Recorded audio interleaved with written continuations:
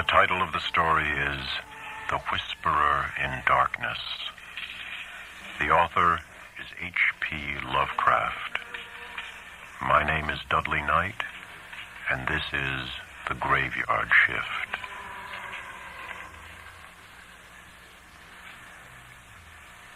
Bear in mind closely that I did not see any actual visual horror at the end.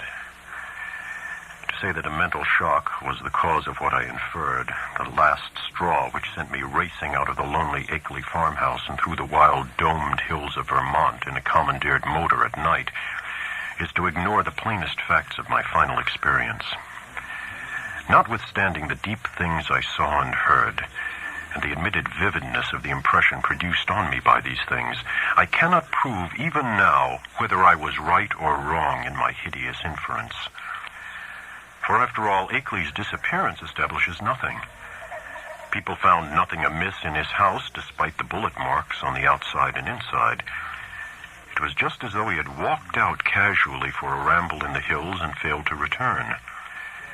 There was not even a sign that a guest had been there, or that those horrible cylinders and machines had been stored in the study.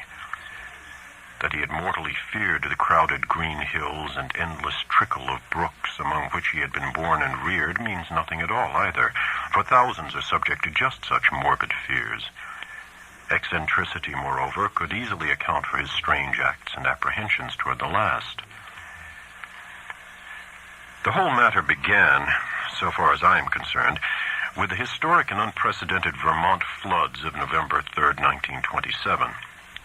I was then, as now, an instructor of literature at Miskatonic University in Arkham, Massachusetts, and an enthusiastic amateur student of New England folklore. Shortly after the flood, amidst the varied reports of hardship, suffering, and organized relief which filled the press, there appeared certain odd stories of things found floating in some of the swollen rivers, so that many of my friends embarked on curious discussions and appealed to me to shed what light I could on the subject. I felt flattered at having my folklore study taken so seriously and did what I could to belittle the wild, vague tales which seemed so clearly an outgrowth of old rustic superstitions. It amused me to find several persons of education who insisted that some stratum of obscure, distorted fact might underlie the rumors. The tales thus brought to my notice came mostly through newspaper cuttings, though one yarn had an oral source and was repeated to a friend of mine in a letter from his mother in Hardwick, Vermont.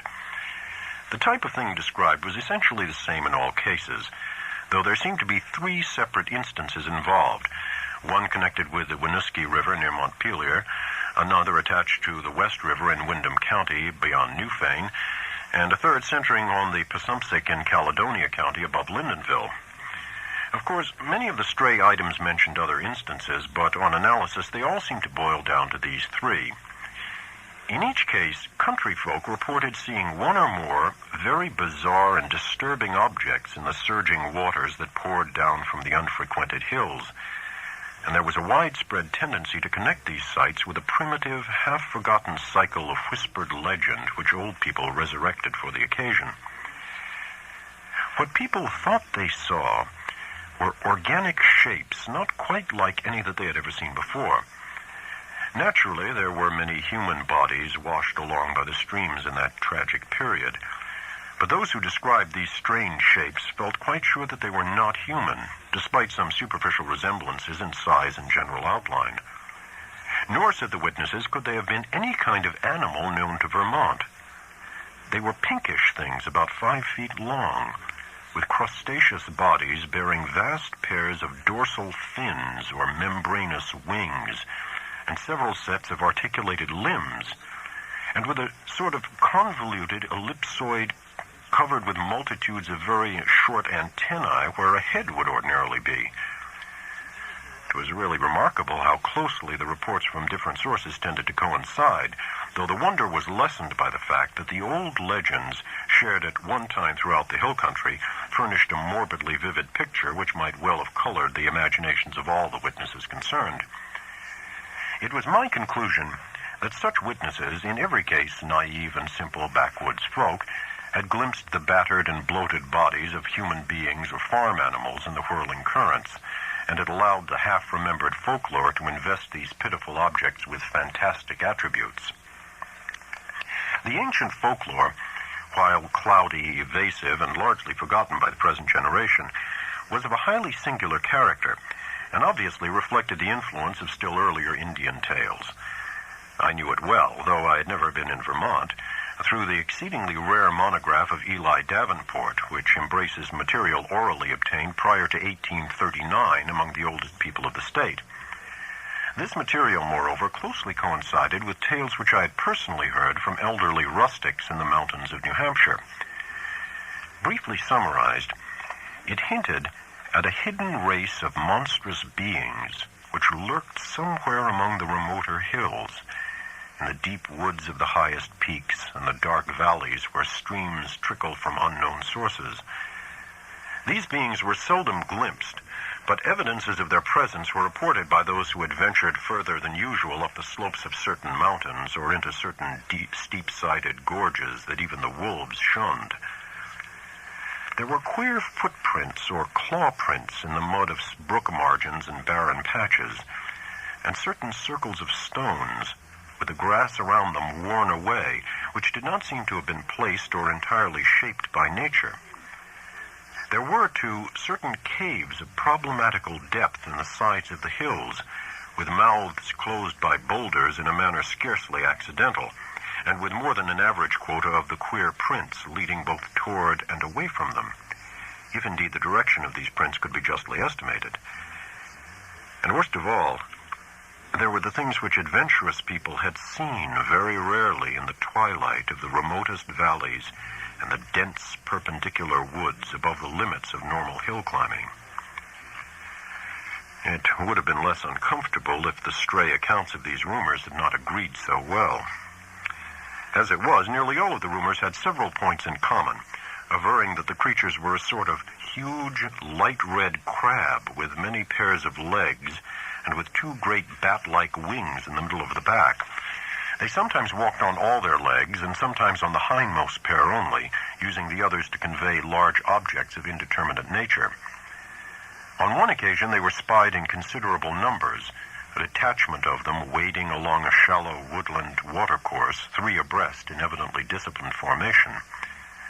Once a specimen was seen flying, launching itself from the top of a bald, lonely hill at night, and vanishing in the sky after its great flapping wings had been silhouetted an instant against the full moon. These things seemed content, on the whole, to let mankind alone, though they were at times held responsible for the disappearance of venturesome individuals, especially persons who built houses too close to certain valleys or too high up on certain mountains. Many localities came to be known as inadvisable to settle in, the feeling persisting long after the cause was forgotten. People would look up at some of the neighboring mountain precipices with a shudder, not even when not recalling how many settlers had been lost and how many farmhouses burnt to ashes on the lower slopes of these grim green sentinels. But while, according to the earliest legends, the creatures would appear to have harmed only those trespassing on their privacy, there were later accounts of their curiosity respecting men, and of their attempts to establish secret outposts in the human world. There were tales of the queer claw prints seen around farmhouse windows in the morning, and of occasional disappearances in regions outside the obviously haunted areas. Tales, besides, of buzzing voices in imitation of human speech, which made surprising offers to lone travelers on roads and cart paths in the deep woods, and of children frightened out of their wits by things seen or heard where the primal forest pressed close upon their dooryards. In the final layer of legends, the layer just preceding the decline of superstition and the abandonment of close contact with the dreaded places, there are shocked references to hermits and remote farmers who at some period of life appeared to have undergone a repellent mental change, and who were shunned and whispered about as mortals who had sold themselves to the strange beings. In one of the northeastern counties, it appeared to be a fashion around 1800 to accuse eccentric and unpopular recluses of being allies or representatives of the abhorred things. As to what the things were, explanations naturally varied. The common name applied to them was those ones, or the old ones, though other terms had a local and transient use. Perhaps the bulk of the Puritan settlers set them down bluntly as familiars of the devil, and made them a basis of odd theological speculation. Those with Celtic legendary in their heritage, mainly the Scotch-Irish element of New Hampshire and their kindred who had settled in Vermont on Governor Wentworth's colonial grants, linked them vaguely with the malign fairies and little people of the bogs and raths, and protected themselves with scraps of incantation handed down through many generations. But the Indians had the most fantastic theories of all. While different tribal legends differed, there was a marked consensus of belief in certain vital particulars, it being unanimously agreed that the creatures were not native to this earth. The Pennacook myths, which were the most consistent and picturesque, taught that the winged ones came from the great bear in the sky and had mines in our earthly hills whence they took a kind of stone that they could not get on any other world. They did not live here, said the myths, but merely maintained outposts and flew back with vast cargoes of stone to their own stars in the north. They harmed only those earth people who got too near them or spied upon them. Animals shunned them through instinctive hatred, not because of being hunted. They could not eat the things and animals of earth, but brought their own food from the stars. It was bad to get near them, and sometimes young hunters who went into their hills never came back. It was not good either to listen to what they whispered at night in the forest with voices like a bee's that tried to be like the voices of men. They knew the speech of all kinds of men, Pennacooks, Hurons, men of the Five Nations, but did not seem to have or need any speech of their own. They talked with their heads, which changed color in different ways to mean different things. All the legendary, of course, white and Indian alike, died down during the 19th century, except for occasional atavistical flare-ups. The ways of the Vermonters became settled, and once their habitual paths and dwellings were established according to a certain fixed plan, they remembered less and less what fears and avoidances had determined that plan, and even that there had been any fears or avoidances. Most people simply knew that certain hilly regions were considered as highly unhealthy, unprofitable, and generally unlucky to live in, and that the farther one kept from them, the better off one usually was. In time, the ruts of custom and economic interest became so deeply cut in approved places that there was no longer any reason for going outside them, and the haunted hills were left deserted by accident rather than by design. Save during infrequent local scares, only wonder-loving grandmothers and retrospective nonagenarians ever whispered of beings dwelling in those hills. And even such whisperers admitted that there was not much to fear from those things now that they were used to the presence of houses and settlements, and now that human beings let their chosen territory severely alone. All this I had long known from my reading, and when certain folk tales picked up in New Hampshire, hence when the flood time rumors began to appear, I could easily guess what imaginative background had evolved them. I took great pains to explain this to my friends, and was correspondingly amused when several contentious souls continued to insist on a possible element of truth in the reports. Such persons tried to point out that the early legends had a significant persistence and uniformity, and that the virtually unexplored nature of the Vermont hills made it unwise to be dogmatic about what might or might not dwell among them. Nor could they be silenced by my assurance that all the myths were of a well-known pattern common to most of mankind, and determined by early phases of imaginative experience which always produced the same type of delusion. It was of no use to demonstrate to such opponents that the Vermont myths differed but little in essence from those universal legends of natural personification which filled the ancient world with fauns and dryads and satyrs, suggested the Kalikanzarai of modern Greece, and gave to wild Wales and Ireland their dark hints of strange, small, and terrible hidden races of troglodytes and burrowers. No use either to point out that even more startlingly similar belief of the Nepalese hill tribes in the dreaded Migo, or abominable snowmen, who lurk hideously amidst the ice and rock pinnacles of the Himalayan summits. When I brought up this evidence, my opponents turned it against me by claiming that it must imply some actual historicity for the ancient tales, that it must argue the real existence of some queer elder Earth race, driven to hiding after the advent and dominance of mankind, which might very conceivably have survived in reduced numbers to relatively recent times, or even to the present. The more I laughed at such theories, the more these stubborn friends asseverated them, adding that even without the heritage of legend, the recent reports were too clear, consistent, detailed, and sanely prosaic in manner of telling to be completely ignored. 2 or 3 fanatical extremists went so far as to hint at possible meanings in the ancient Indian tales, which gave the hidden beings a non-terrestrial origin, citing the extravagant books of Charles Fort with their claims that voyagers from outer worlds and outer space have often visited the Earth. Most of my foes, however, were merely romanticists who insisted on trying to transfer to real life the fantastic lore of lurking little people made popular by the magnificent horror fiction of Arthur Machen. As was only natural under the circumstances, this piquant debating finally got into print in the form of letters to the Arkham Advertiser, some of which were copied in the press of those Vermont regions whence the flood stories came. The Rutland Herald gave half a page of extract from the letters on both sides, while the Brattleboro Reformer reprinted one of my long historical and mythological summaries in full, with some accompanying comments in the Pendrifter's thoughtful column, which supported and applauded my skeptical conclusions. By the spring of 1928, I was almost a well-known figure in Vermont, notwithstanding the fact that I had never set foot in the state. Then came the challenging letters from Henry Akeley, which impressed me so profoundly, and which took me for the first and last time to that fascinating realm of crowded green precipices and muttering forest streams. Most of what I know of Henry Wentworth Akeley was gathered by correspondence with his neighbors and with his only son in California after my experience in his lonely farmhouse. He was, I discovered, the last representative in his home soil of a long, locally distinguished line of jurists, administrators, and gentlemen agriculturalists.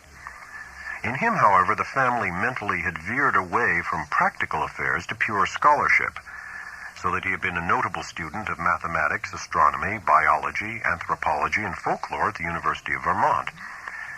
I had never previously heard of him, and he did not give many autobiographical details in his communications, but from the first I saw that he was a man of character, education, and intelligence, albeit a recluse with very little worldly sophistication.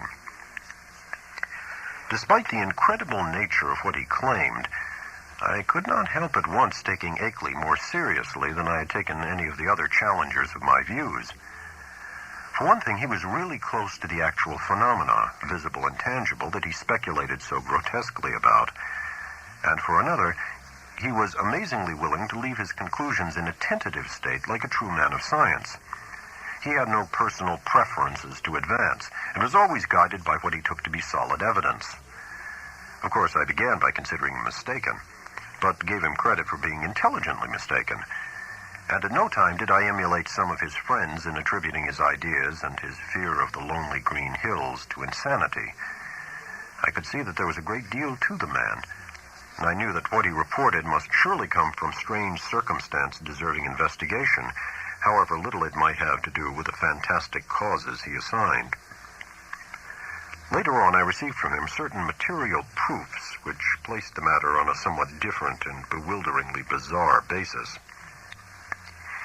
I cannot do better than transcribe in full, so far as is possible, the long letter in which Akeley introduced himself, and which formed such an important landmark in my own intellectual history. It is no longer in my possession, but my memory holds almost every word of its portentous message, and again I affirm my confidence in the sanity of the man who wrote it.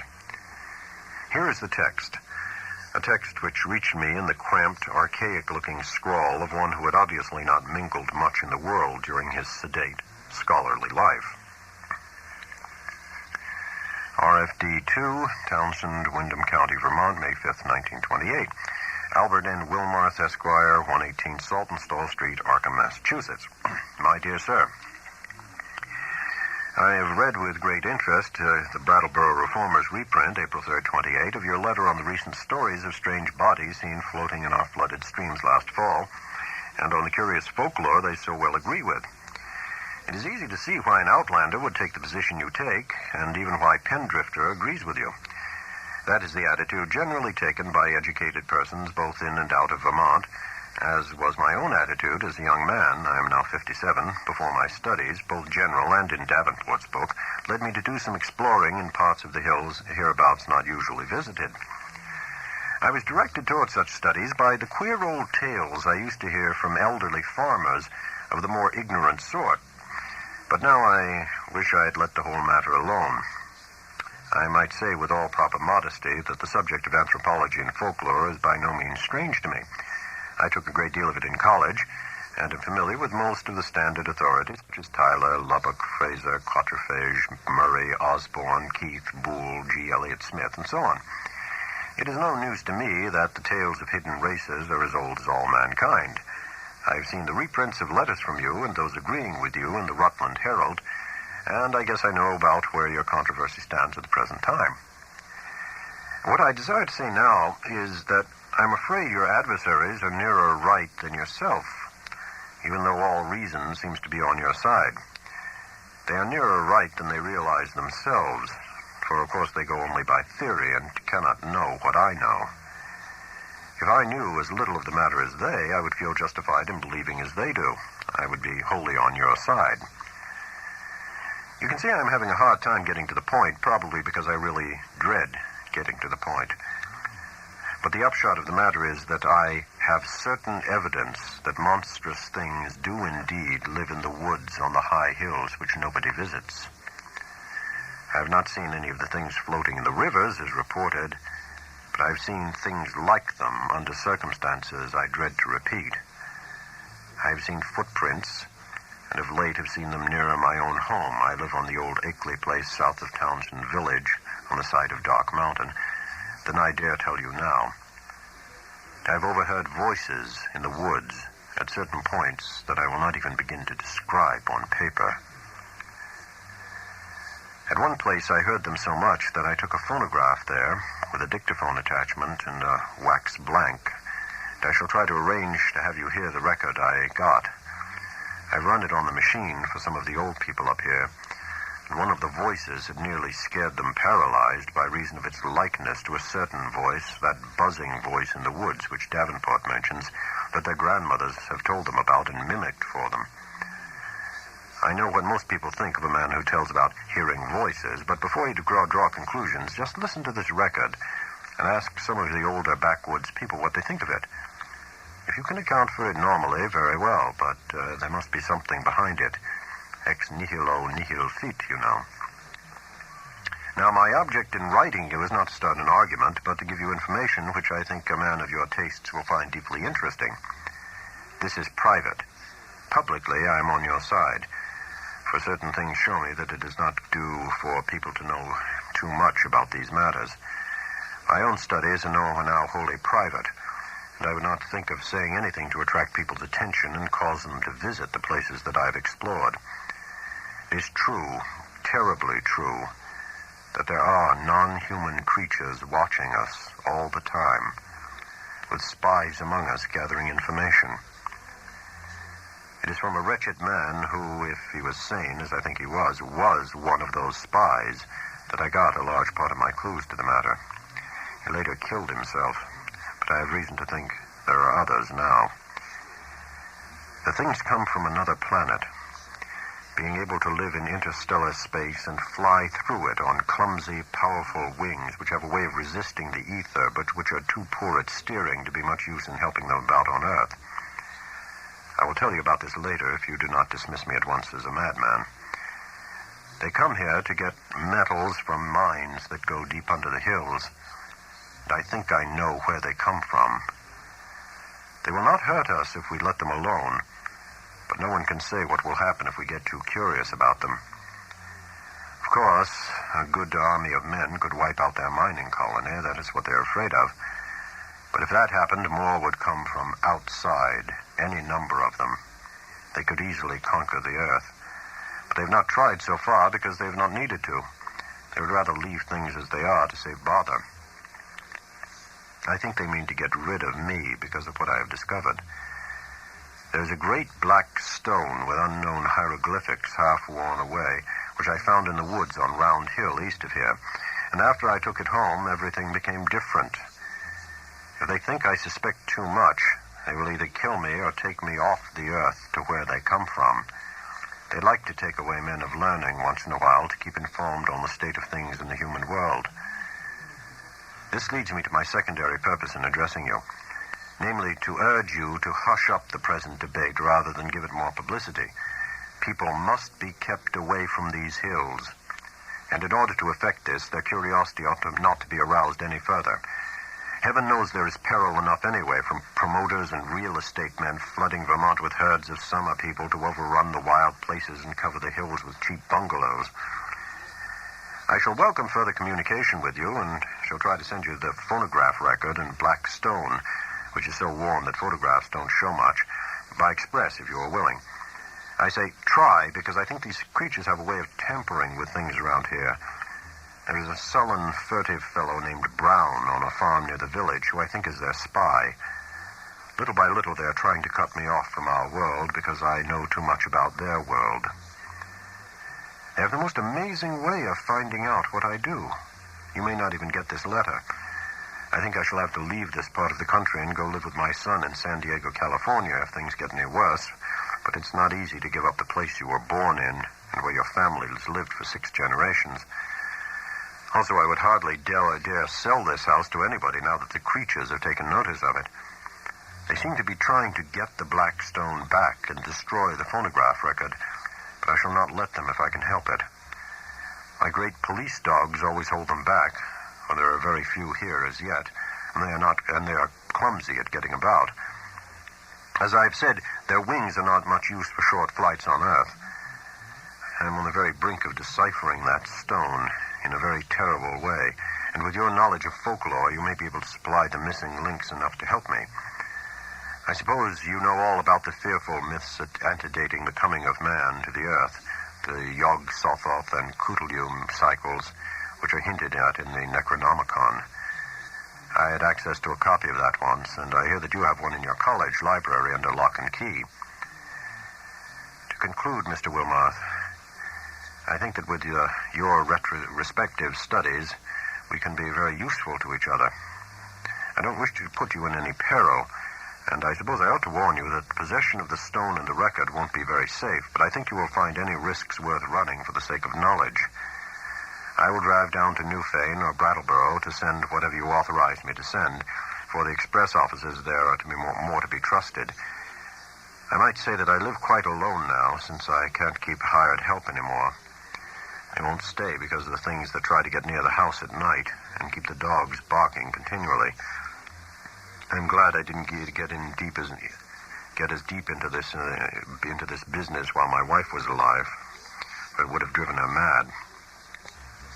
Hoping that I'm not bothering you unduly and that you will decide to get in touch with me rather than throw this letter into the wastebasket as a madman's raving, I am yours very truly, Henry W. Akeley.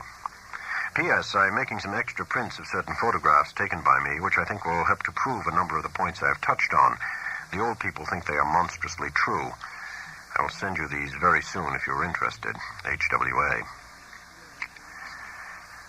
It would be difficult to describe my sentiments upon reading this strange document for the first time. By all ordinary rules, I ought to have laughed more loudly at these extravagances than at the far milder theories which had previously moved me to mirth, yet something in the tone of the letter made me take it with a paradoxical seriousness. Not that I believed for a moment in the hidden race from the stars which my correspondent spoke of, but that after some grave preliminary doubts, I grew to feel oddly sure of his sanity and sincerity, and of his confrontation by some genuine, though singular and abnormal phenomenon which he could not explain except in this imaginative way. It could not be as he thought it, I reflected, yet on the other hand it could not be otherwise than worthy of investigation. The man seemed unduly excited and alarmed about something, but it was hard to think that all cause was lacking. He was so specific and logical in certain ways, and after all, his yarn did fit in so perplexingly well with some of the old myths, even the wildest Indian legends, that he had really overheard disturbing voices in the hills, and had really found the black stone he spoke about, was wholly possible, despite the crazy inferences he had made, inferences probably suggested by the man who had claimed to be a spy of the outer beings and had later killed himself. It was easy to deduce that this man must have been wholly insane, but that he probably had a streak of perverse outward logic which made the naive Akeley, already prepared for such things by his folklore studies, believe the tale. As for the latest developments, it appeared from his inability to keep hired help that Akeley's humbler rustic neighbors were as convinced as he that the house was besieged by uncanny things at night. The dogs really barked, too. And then the matter of that phonograph record, which I could not but believe he had obtained in the way he said. It must mean something. Whether animal noises deceptively like human speech, or the speech of some hidden, night-haunting human being decayed to a state not much above that of lower animals. From this, my thoughts went back to the black hieroglyphed stone, and to speculations about what it might mean. Then to, what of the photographs which Akeley said he was about to send, and which the old people had found so convincingly terrible? As I reread the cramped handwriting, I felt as never before that my credulous opponents might have more on their side than I had conceded. After all, there might be, in some queer and perhaps hereditarily misshapen outcasts in these shunned hills, even though no such race of star-born monsters as folklore claimed. And if there were, then the presence of strange bodies in the flooded streams would not be wholly beyond belief. Was it too presumptuous to suppose that both the old legends and the recent reports had this much reality behind them? But even as I harbored these thoughts, I felt ashamed that so fantastic a piece of bizarrerie as Henry Akeley's wild letter had brought them up. In the end, I answered Akeley's letter, adopting a tone of friendly interest and soliciting further particulars. His reply came almost by return mail, and contained, true to promise, a number of Kodak views of scenes and objects illustrating what he had to tell. Glancing at these pictures as I took them from the envelope, I felt a curious sense of fright and nearness to forbidden things.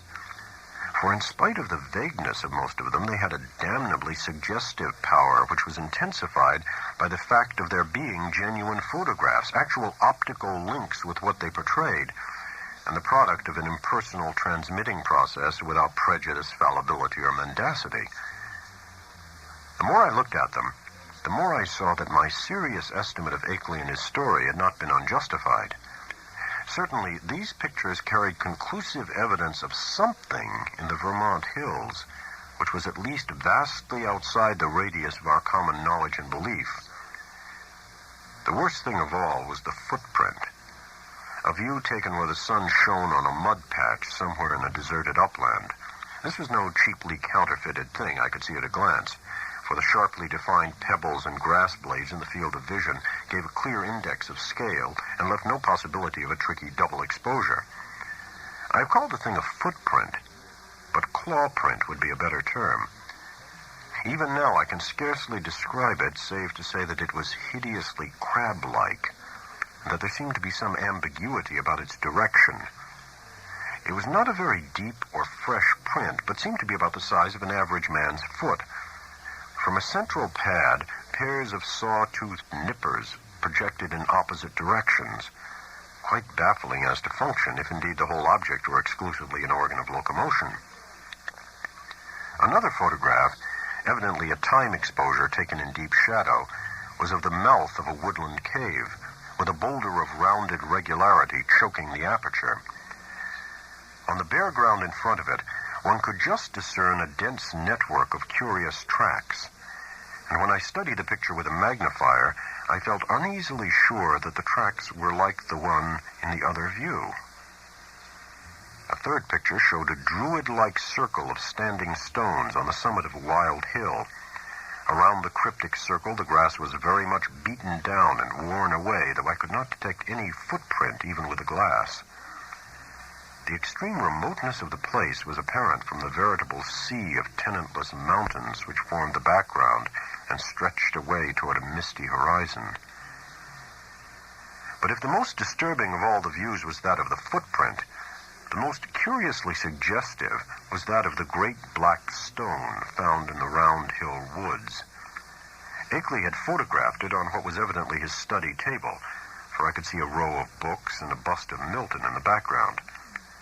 The thing, as nearly as one might guess, had faced the camera vertically with a somewhat irregularly carved surface of 1 or 2 feet. But to say anything definite about that surface or about the general shape of the whole mass almost defies the power of language. What outlandish geometrical principles had guided its cutting, for artificially cut it surely was, I could not even begin to guess. And never before had I seen anything which struck me as so strangely and so unmistakably alien to this world. Of the hieroglyphics on the surface, I could discern very few, but 1 or 2 that I did see gave me rather a shock. Of course, they might be fraudulent, for others besides myself had read the monstrous and abhorred Necronomicon of the mad Arab Abdul al-Hazred. But nevertheless, it made me shiver to recognize certain ideographs which study had taught me to link with the most blood-curdling and blasphemous whisperers of things that had had a kind of mad half-existence before the Earth and the other inner worlds of the solar system were made. Of the 5 remaining pictures, 3 were of swamp and hill scenes which seemed to bear traces of hidden and unwholesome tenancy. Another was of a queer mark in the ground very near Akeley's house, which he said he had photographed the morning after a night on which the dogs had barked more violently than usual. It was very blurred, but one could really draw no certain conclusions from it. But it did seem fiendishly like that other mark or claw print photographed on the deserted upland. The final picture was of the Akeley place itself, a trim white house of 2 stories and attic, about a century and a quarter old, with a well-kept lawn and stone-bordered path leading up to a tastefully carved Georgian doorway. There were several huge police dogs on the lawn, squatting near a pleasant-faced man with close-cropped gray beard, whom I took to be Akeley himself, his own photographer, one might infer from the tube-connected bulb in his right hand. From the pictures, I turned to the bulky, closely written letter itself, and for the next 3 hours was immersed in a gulf of unutterable horror. Where Akeley had given only outlines before, he now entered into minute details, presenting long transcripts of words overheard in the woods at night, long accounts of monstrous pinkish forms spied in thickets at twilight on the hills, and a terrible cosmic narrative derived from the application of profound and varied scholarship to the endless bygone discourses of the mad, self-styled spy who had killed himself. I found myself faced by names and terms that I had heard elsewhere in the most hideous of connections.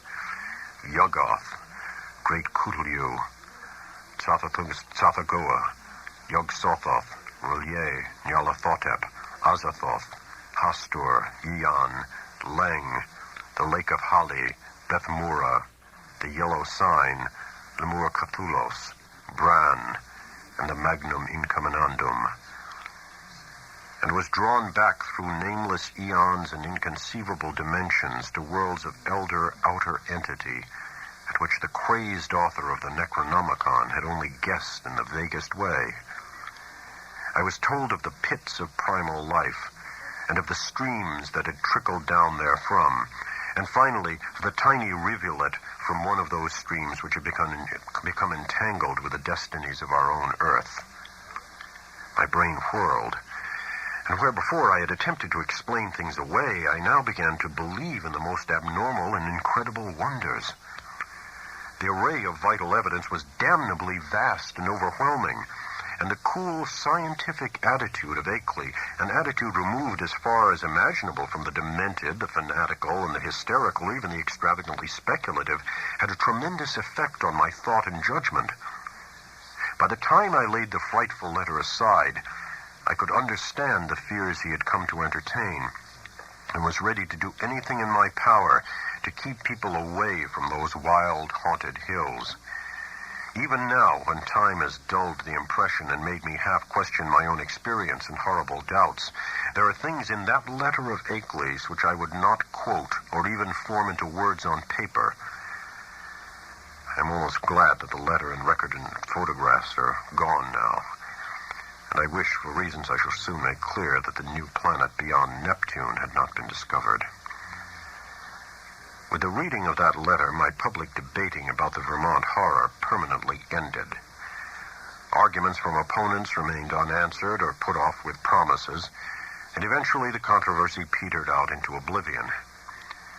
During late May and June, I was in constant correspondence with Akeley, though once in a while the letter would be lost, so that we would have to retrace our ground and perform considerable laborious copying. What we were trying to do as a whole was to compare notes in matters of obscure mythological scholarship and arrive at a clearer correlation of the Vermont horrors with the general body of primitive world legend. For one thing, we virtually decided that these morbidities and the hellish Himalayan Migo were one and the same order of incarnated nightmare. There was also absorbing zoological conjectures, which I would have referred to Professor Dexter in my own college, but for Akeley's imperative command to tell no one of the matter before us. If I seem to disobey that command now, it is only because I think that at this stage a warning about those farther Vermont hills and about those Himalayan peaks which bold explorers are more and more determined to ascend is more conducive to public safety than silence would be. One specific thing we were leading up to was a deciphering of the hieroglyphics on that infamous black stone, a deciphering which might well place us in possession of secrets deeper and more dizzying than any formerly known to man. Toward the end of June, the phonograph record came. Shipped from Brattleboro, since Akeley was unwilling to trust conditions on the branch line north of there, he had begun to feel an increased sense of espionage, aggravated by the loss of some of our letters, and said much about the insidious deeds of certain men whom he considered tools and agents of the hidden beings. Most of all, he suspected the surly farmer, Walter Brown, who lived alone on a run-down hillside place near the deep woods, and who was seen loafing around corners in Brattleboro, Bellows Falls, Newfane, and South Londonderry in the most inexplicable and seemingly unmotivated way. Brown's voice, he felt convinced, was one of those he had overheard on a certain occasion in a very terrible conversation, and he had once found a footprint or claw print near Brown's house which might possess the most ominous significance. It had been curiously near some of Brown's own footprints that faced toward it. So the record was shipped from Brattleboro, whither Akeley drove in his Ford car along the lonely Vermont back roads. He confessed in an accompanying note that he was beginning to be afraid of these roads, and that now he would not even go into Townsend for supplies except in broad daylight. It did not pay, he repeated again and again, to know too much unless one were very remote from those silent and problematical hills. He would be going to California pretty soon to live with his son, though it was hard to leave a place where all one's memories and ancestral feelings centered. Before trying the record on the commercial machine, which I borrowed from the college administration building, I carefully went over all the explanatory matter in Akeley's various letters. This record, he had said, was obtained about 1 a.m. on the 1st of May, 1915, near the closed mouth of a cave where the wooded west slope of Dark Mountain rises out of Lee's Swamp.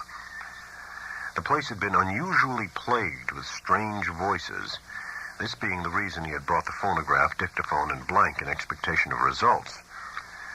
Former experience had told him that May Eve, the hideous Sabbath night of underground European legend, would probably be more fruitful than any other date. And he was not disappointed. It was noteworthy, though, that he never again heard voices at that particular spot. Unlike most of the overheard forest voices, the substance of the record was quasi-ritualistic and included one palpably human voice which Akeley had never been able to place. It was not Brown's, but seemed to be that of a man of greater cultivation. The The second voice, however, was the real crux of the thing, for this was the accursed buzzing, which had no likeness to humanity, despite the human words which it uttered in good English grammar and a scholarly accent. The recording phonograph and dictaphone had not worked uniformly well, and of course had been at a great disadvantage because of the remote and muffled nature of the overheard ritual, so that the actual speech secured was very fragmentary. Akeley had given me a transcript of what he believed the spoken words to be, and I glanced through this again as I prepared the machine for action. The text was darkly mysterious rather than openly horrible, though a knowledge of its origin and manner of gathering gave it all the associative horror which any words could well possess. I will present it here in full as I remember it, and I am fairly confident that I know it correctly by heart, not only from reading the transcript, but from playing the record itself over and over again. It is not a thing which one might readily forget. Indistinguishable sounds. A cultivated male human voice is the lord of the wood even to, and the gifts of the men of Lang. So from the wells of night to the gulfs of space, and from the gulfs of space to the wells of night, ever the praises of great Cthulhu, of Sathagoa, and of him who is not to be named. Ever their praises, and abundance to the black goat of the woods, Ea Shub-Niggurath, the goat with 1,000 young. A buzzing imitation of human speech. Ea Shub-Niggurath, the black goat of the woods with 1,000 young. Human voice. And it has come to pass that the Lord of the woods, being 7 and 9 down the onyx steps, attributes to him in the gulf Azathoth, he of whom thou hast taught us marvels. On the wings of night, out beyond space, out beyond, to that whereof Yuggoth is the youngest child, rolling alone in black ether at the rim. Buzzing voice. Go out among men and find the ways thereof, that he in the gulf may know. To Nyarlathotep, mighty messenger, must all things be told. And he shall put on the semblance of men, the waxen mask and the robe that hides, and come down from the world of 7 suns to mock. Human voice. Nyarlathotep, great messenger, bringer of strange joy to Yuggoth through the void, father of the 1,000,000 favored ones, stalker among... Speech cut off by end of record. Such were the words for which I was to listen when I started the phonograph. It was with a trace of genuine dread and reluctance that I pressed the lever and heard the preliminary scratching of the sapphire point. And I was glad that the first faint fragmentary words were in a human voice, a mellow, educated voice which seemed vaguely Bostonian in accent and was certainly not that of any native of the Vermont hills. As I listened to the tantalizingly feeble rendering, I seemed to find the speech identical with Akeley's carefully prepared transcript. On it, chanted in that mellow Bostonian voice, Ea Shub-Niggurath, the goat with 1,000 young. And then I heard the other voice. To this hour I shudder retrospectively when I think how it struck me, prepared though I was by Akeley's accounts. Those to whom I have since described the record profess to find nothing but cheap imposture or madness in it. But could they have the accursed thing itself, or read the bulk of Akeley's correspondence, especially that terrible and encyclopedic second letter, I know they would think differently. It is, after all, a tremendous pity that I did not disobey Akeley and play the record for others. A tremendous pity, too, that all the letters were lost. To me, with my first-hand impression of the actual sounds and with my knowledge of the background and surrounding circumstances, the voice was a monstrous thing. It followed swiftly the human voice in ritualistic response. but in my imagination it was a morbid echo winging its way across unimaginable abysses from unimaginable outer hells. It is more than 2 years now since I last ran off that blasphemous waxen cylinder. But at this moment, and at all other moments, I can still hear that feeble, fiendish buzzing as it reached me for the first time. Ia shub nigera, the black goat of the woods with 1,000 young. But though that voice is always in my ears, I have not yet even been able to analyze it well enough for a graphic description. It was like the drone of some loathsome, gigantic insect, ponderously shaped into the articulate speech of an alien species. And I'm perfectly certain that the organs producing it can have no resemblance to the vocal organs of man, or indeed to any of those of the mammalia. They were singularities in timbre, range, and overtones which placed this phenomenon wholly outside the sphere of humanity and earth life. Its sudden advent that first time almost stunned me, and I heard the rest of the record through in a kind of abstracted daze. When the longer passage of buzzing came, there was a sharp intensification of that feeling of blasphemous infinity which had struck me during the shorter and earlier passage. At last the record ended abruptly, during an unusually clear speech of the human and Bostonian voice, but I sat stupidly staring long after the machine had automatically stopped. I need hardly say that I gave that shocking record many another playing, and that I made exhaustive attempts at analysis and comment in comparing notes with Akeley. It would be useless and disturbing to repeat here all that we concluded, but I may hint that we agreed in believing we had secured a clue to the source of some of the most repulsive primordial customs in the cryptic elder religions of mankind.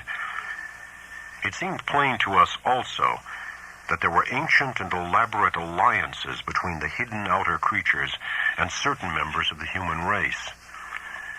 How extensive these alliances were, and how their state today might compare with their state at earlier ages, we had no means of guessing.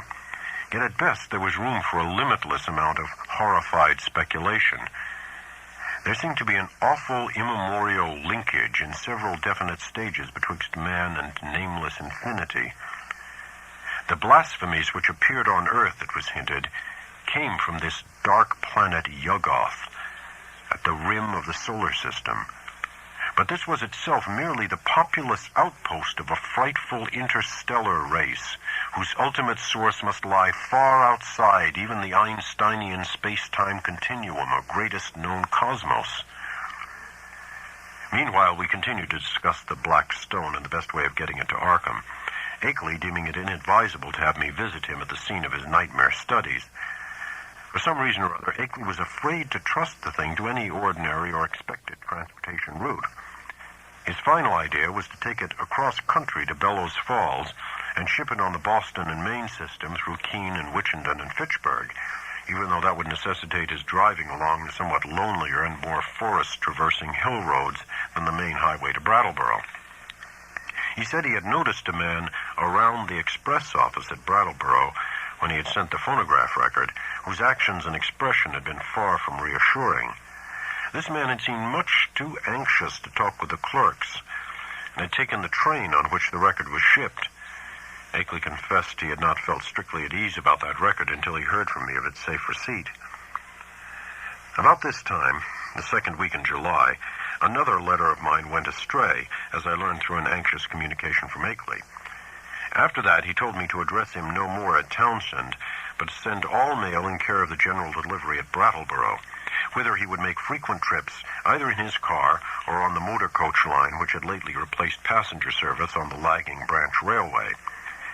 I could see that he was getting more and more anxious, for he went into much detail about the increased barking of the dogs on moonless nights, and about the fresh claw prints he sometimes found in the road and in the mud at the back of his farmyard when morning came.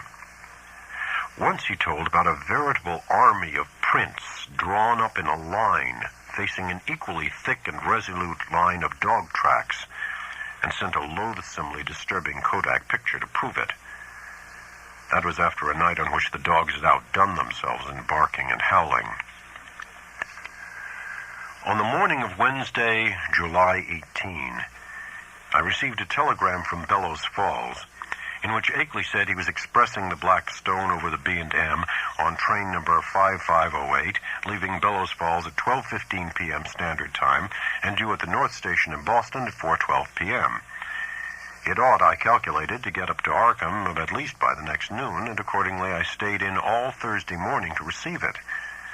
But noon came and went without its advent, and when I telephoned down to the express office, I was informed that no shipment for me had arrived. My next act, performed amidst a growing alarm, was to give a long-distance call to the express agent at the Boston North Station, and I was scarcely surprised to learn that my consignment had not appeared. Train number 5508 had pulled in only 35 minutes late on the day before, but it contained no box addressed to me. The agent promised, however, to institute a searching inquiry, and I ended the day by sending Akeley a night letter outlining the situation. With commendable promptness, a report came from the Boston office the following afternoon, the agent telephoning as soon as he learned the facts.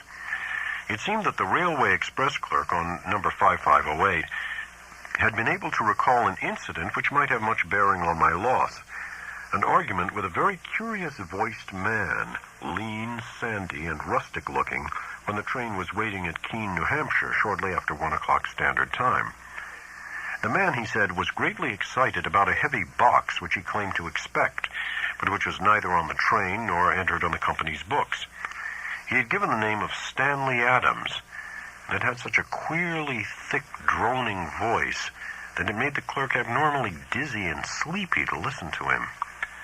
The clerk could not remember quite how the conversation had ended, but recalled starting into a fuller awakeness when the train began to move. The Boston agent added that this clerk was a young man of wholly unquestioned veracity and reliability, of known antecedents, and long with the company. That evening I went to Boston to interview the clerk in person, having obtained his name and address from the office. He was a frank, prepossessing fellow, but I saw that he could add nothing to his original account. Oddly, he was scarcely sure that he could even recognize the strange inquirer again. Realizing that he had no more to tell, I returned to Arkham and sat up until morning writing letters to Akeley, to the express company, and to the police department and station agent in Keene. I felt that the strange-voiced man who had so queerly affected the clerk must have a pivotal place in the ominous business, and hoped that Keene station employees and telegraph office records might tell something about him and how he happened to make his inquiry when and where he did. I must admit, however, that all my investigations came to nothing. The queer-voiced man had indeed been noticed around the Keene station in the early afternoon of July 18, and one lounger seemed to couple him vaguely with a heavy box, but he was altogether unknown, and had not been seen before or since. He had not visited the telegraph office or received any message so far as could be learned, nor had the message which might justly be considered a notice of the Blackstone's presence on number 5508 come through the office for anyone. Naturally, Akeley joined with me in conducting these inquiries, and even made a personal trip to Keene to question the people around the station, but his attitude toward the matter was more fatalistic than mine.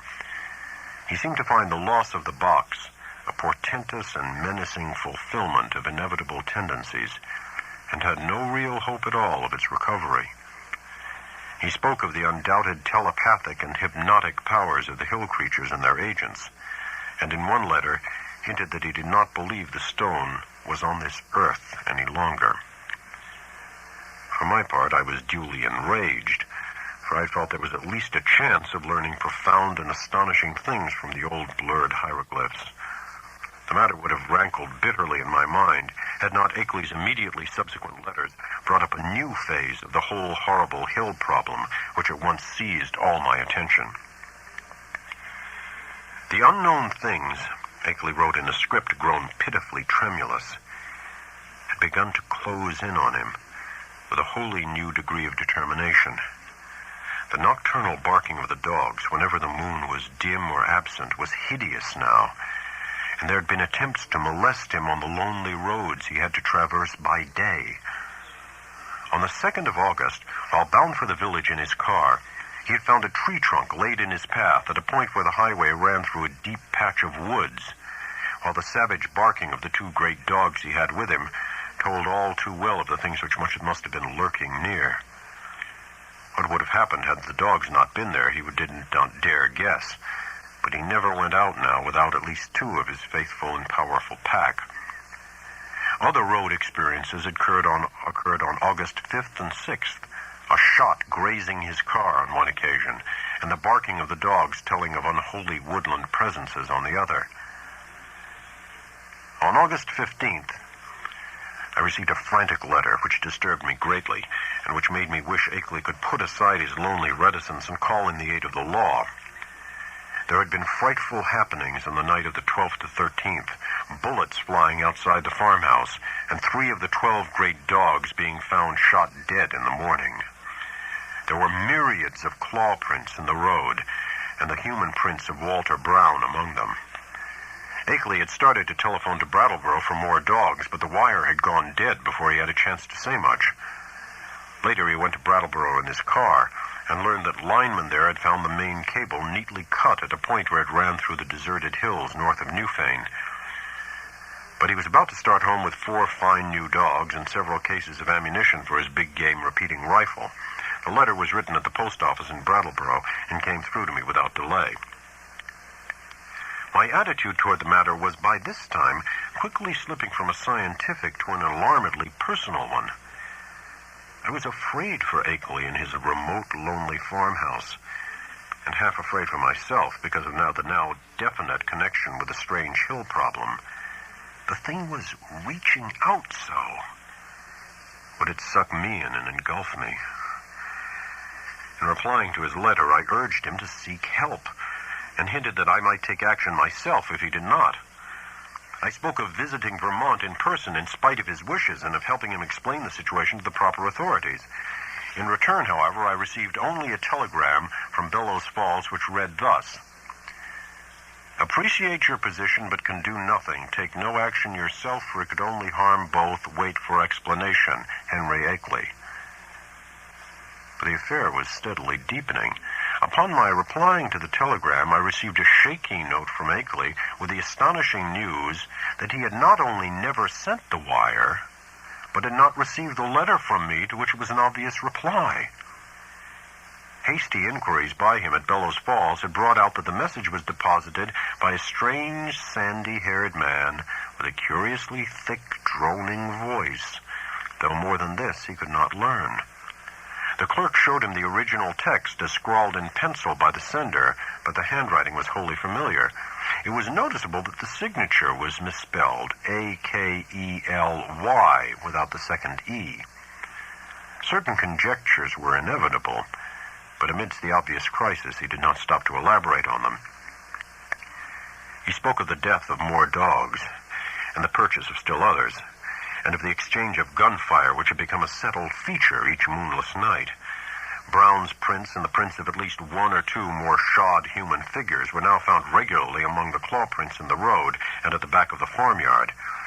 It was, Akeley admitted, a pretty bad business, and before long he would probably have to go live with his California son, whether or not he could sell the old place.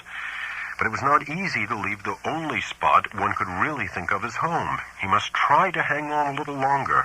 Perhaps he could scare off the intruders, especially if he openly gave up all further attempts to penetrate their secrets. Writing Akeley at once, I renewed my offers of aid, and spoke again of visiting him and helping him convince the authorities of his dire peril. In his reply, he seemed less set against that plan than his past attitude would have led one to predict, but said he would like to hold off a little while longer, long enough to get his things in order and reconcile himself to the idea of leaving an almost morbidly cherished birthplace. People looked askance at his studies and speculations, and it would be better to get quietly off without setting the countryside in a turmoil and creating widespread doubts of his own sanity. He had had enough, he admitted, but he wanted to make a dignified exit if he could. This letter reached me on the 28th of August, and I prepared and mailed as encouraging a reply as I could. Apparently, the encouragement had effect, for Akeley had fewer terrors to report when he acknowledged my note. He was not very optimistic, though, and expressed the belief that it was only the full moon season which was holding the creatures off. He hoped there would not be as many densely cloudy nights, and talked vaguely of boarding in Brattleboro when the moon waned. Again, I wrote him encouragingly, but on September 5th, there came a fresh communication which had obviously crossed my letter in the mails, and to this I could not give any such hopeful response. In view of its importance, I believe I had better give it in full, as best as I can do from memory of the shaky script. It ran substantially as follows. Monday. Dear Wilmarth, rather a discouraging P.S. to my last. Last night was thickly cloudy, though no rain and not a bit of moonlight got through. Things were pretty bad. I think the end is getting near in spite of all we have hoped. After midnight, something landed on the roof of the house, and the dogs all rushed up to see what it was. I could hear them snapping and tearing around, and then one managed to get on the roof by jumping from the low L. There was a terrible fight up there, and I heard a frightful buzzing, which I'll never forget. And then there was a shocking smell. About the same time, bullets came through the window and nearly grazed me. I think the main line of the hill creatures had got close to the house when the dogs divided because of the roof business. What was up there I don't know yet, but I'm afraid the creatures are learning to steer better with their space wings. I put out the light and used the windows for loopholes and raked all around the house with rifle fire, aimed just high enough not to hit the dogs. That seemed to end the business. But in the morning I found great pools of blood in the yard, besides pools of a green, sticky stuff that had the worst odor I've ever smelled. I climbed up on the roof and found more of the sticky stuff there. 5 of the dogs were killed. I'm afraid I hit one myself by aiming too low, for he was shot in the back. Now I am setting the pains. The shot's broke, and I'm going to Brattleboro for more dogs. I guess the men at the kennels think I'm crazy. We'll drop another note later. I suppose I'll be ready for moving in a week or two, though it nearly kills me to think of it. Hastily, Akeley. But this was not the only letter from Akeley to cross mine. On the next morning, September 6th, still another came, this time a frantic scrawl, which utterly unnerved me and put me at a loss of what to say or do next. Again, I cannot do better than quote the text as faithfully as memory will let me. Tuesday. Clouds didn't break, so no moon again, and going into the wane anyhow. I'd have the house wired for electricity and put in a searchlight if I didn't know they'd cut the cables as fast as they could be mended. I think I'm going crazy. It may be that all I have written you is a dream, a madness. It was bad enough before, but this time it is too much. They talked to me last night. Talked in that cursed buzzing voice and told me things that I dare not repeat to you. I heard them plainly above the barking of the dogs, and once when they were drowned out, a human voice helped them. Keep out of this, Wilmarth. It is worse than either you or I ever suspected. They don't mean to let me get to California now. They want to take me off alive, or what theoretically and mentally amounts to alive, not only to Yuggoth, but beyond that, away outside the galaxy, and possibly beyond the last curved rim of space. I told them I wouldn't go where they wish, or in the terrible way they propose to take me, but I'm afraid it will be no use. My place is so far out they may come by day as well as by night before long. 6 more dogs killed, and I felt presences all along the wooded parts of the road when I drove to Brattleboro today. It was a mistake for me to try to send you that phonograph record in black stone. Better smash the record before it's too late. We'll drop you another line tomorrow if I'm still here. Wish I could arrange to get my books and things to Brattleboro on board there. I would run off without anything if I could, but something inside my mind holds me back. I can slip out to Brattleboro, where I ought to be safe, but I feel just as much a prisoner there as at the house. And I seem to know that I couldn't get much farther even if I dropped everything and tried. It's horrible. Don't get mixed up in this. Yours, Egley. I did not sleep at all the night after receiving this terrible thing, and was utterly baffled as to Egley's remaining degree of sanity. The expression, the substance of the note was wholly insane, yet the manner of it, in view of all that had gone before, had a grimly potent quality of convincingness. I made no attempt to answer it, thinking it better to wait until Egley might have time to reply to my latest communication. Such a reply indeed came on the following day, though the fresh material in it quite overshadowed any of the points brought up by the letter nominally answered. Here's what I recall of the text, scrawled and blotted as it was in the course of a plainly frantic and hurried composition. Wednesday. W. Your letter came, but it's no use to discussing anything anymore. I'm fully resigned. Wonder that I even have enough willpower left to fight them off. Can't escape even if I were willing to give up everything and run. They'd get me. Had a letter from them yesterday. RFD man brought it while I was at Brattleboro, typed and postmarked Bellows Falls. Tells me what they want to do with me. I can't repeat it. Look out for yourself, too. Smash that record. Cloudy nights keep up and the moon waning all the time. Wish I dared to get help. It might brace up my willpower, but everyone who would dare to come at all would call me crazy unless there happened to be some proof. Couldn't ask people to come for no reason at all. I'm all out of touch with everybody and have been for years. But I haven't told you the worst, Wilmarth. Brace up to read this, for it will give you a shock. I'm telling the truth, though. It is this. I have seen and touched one of the things, or part of one of the things.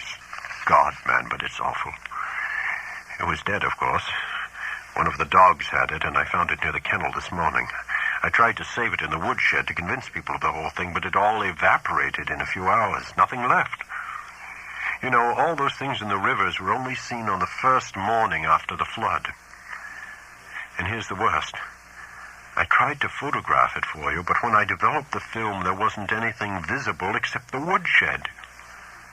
What can the thing have been made of? I saw and felt it. And they all leave footprints. It surely is made of matter, but what kind of matter? The shape can't be described. There's a great crab with a lot of pyramided fleshy rings or knots of thick ropey stuff covered with feelers where a man's head should be. The green sticky stuff is its blood or juice, and there are more of them due on Earth any minute. Walter Brown is missing. He hasn't been seen loafing around his usual corners in the villages hereabouts. I must have got him with one of my shots, though the creatures always seem to try to take their dead and wounded away. Got into town this afternoon without any trouble, but I'm afraid they're beginning to hold off because they're sure of me. I'm writing this in Brattleboro, P.O. This may be goodbye. If it is, write my son, George Goodenough Egley, 176 Pleasant Street, San Diego, California, but don't come up here. Write the boy if you don't hear from me in a week, and watch the papers for news. I'm going to play my last two cards now, if I have the willpower left. First, to try poison gas on the things. I've got the right chemicals and the fixed-up masks for myself and the dogs. Then if that doesn't work, tell the sheriff. They can lock me in a madhouse if they want to. It'd be better than what the other creatures would do. Perhaps I can get them to pay attention to the prints around the house. They are faint, but I can find them every morning. Suppose the police would say I faked them somehow. They all think I'm a queer character. Must try to have a state policeman spend a night here and see for himself, though it would be just like the creatures to learn about it and hold off that night. They cut my wires whenever I try to telephone in the night. The linemen think it is very queer and may testify for me if they don't go and imagine I cut them myself. I haven't tried to keep them repaired for over a week now. I could get some of the ignorant people to testify for me about the reality of the horrors, but everybody laughs at what they say, and anyway, they've shunned my place for so long they don't know any of the new events. You couldn't get one of those run-down farmers to come within a mile of my house for love or money. The mail carrier hears what they say and jokes me about it. God, if I only did tell him how real it is. I think I'll try and get him to notice the prints, but he comes in the afternoon and they're usually about gone by that time. If I kept one by setting a box or a pan over it, he'd surely think it was a fake or a joke. Wish I hadn't gotten to be such a hermit. so folks don't drop around as they used to. Ned never dared show the black stone or the Kodak pictures or play the record to anybody but the ignorant people. The others would say I faked the whole business and do nothing but laugh. But I may yet try showing the pictures. They give the claw prints clearly, even if the things that made them can't be photographed. What a shame nobody else saw that thing this morning before it went to nothing. But I don't know as I care. After what I've been through, a madhouse is as good a place as any. The doctors can help me make up my mind to get away from this house, and that is all that will save me. Write my son George if you don't hear soon. Goodbye. Smash that record, and don't mix up in this. Yours, Akeley. This letter, frankly, plunged me into the blackest of terror. I did not know what to say in answer, but scratched off some incoherent words of advice and encouragement and sent them by registered mail. I recall urging Akeley to move to Brattleboro at once and place himself under the protection of the authorities, adding that I would come to that town with a phonograph record and help convince the courts of his sanity.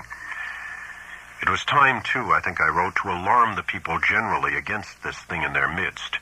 It will be observed that at this moment of stress, my own belief in all Akeley had told and claimed was virtually complete, though I did not think his failure to get a picture of the dead monster was due not to any freak of nature, but to some excited slip of his own.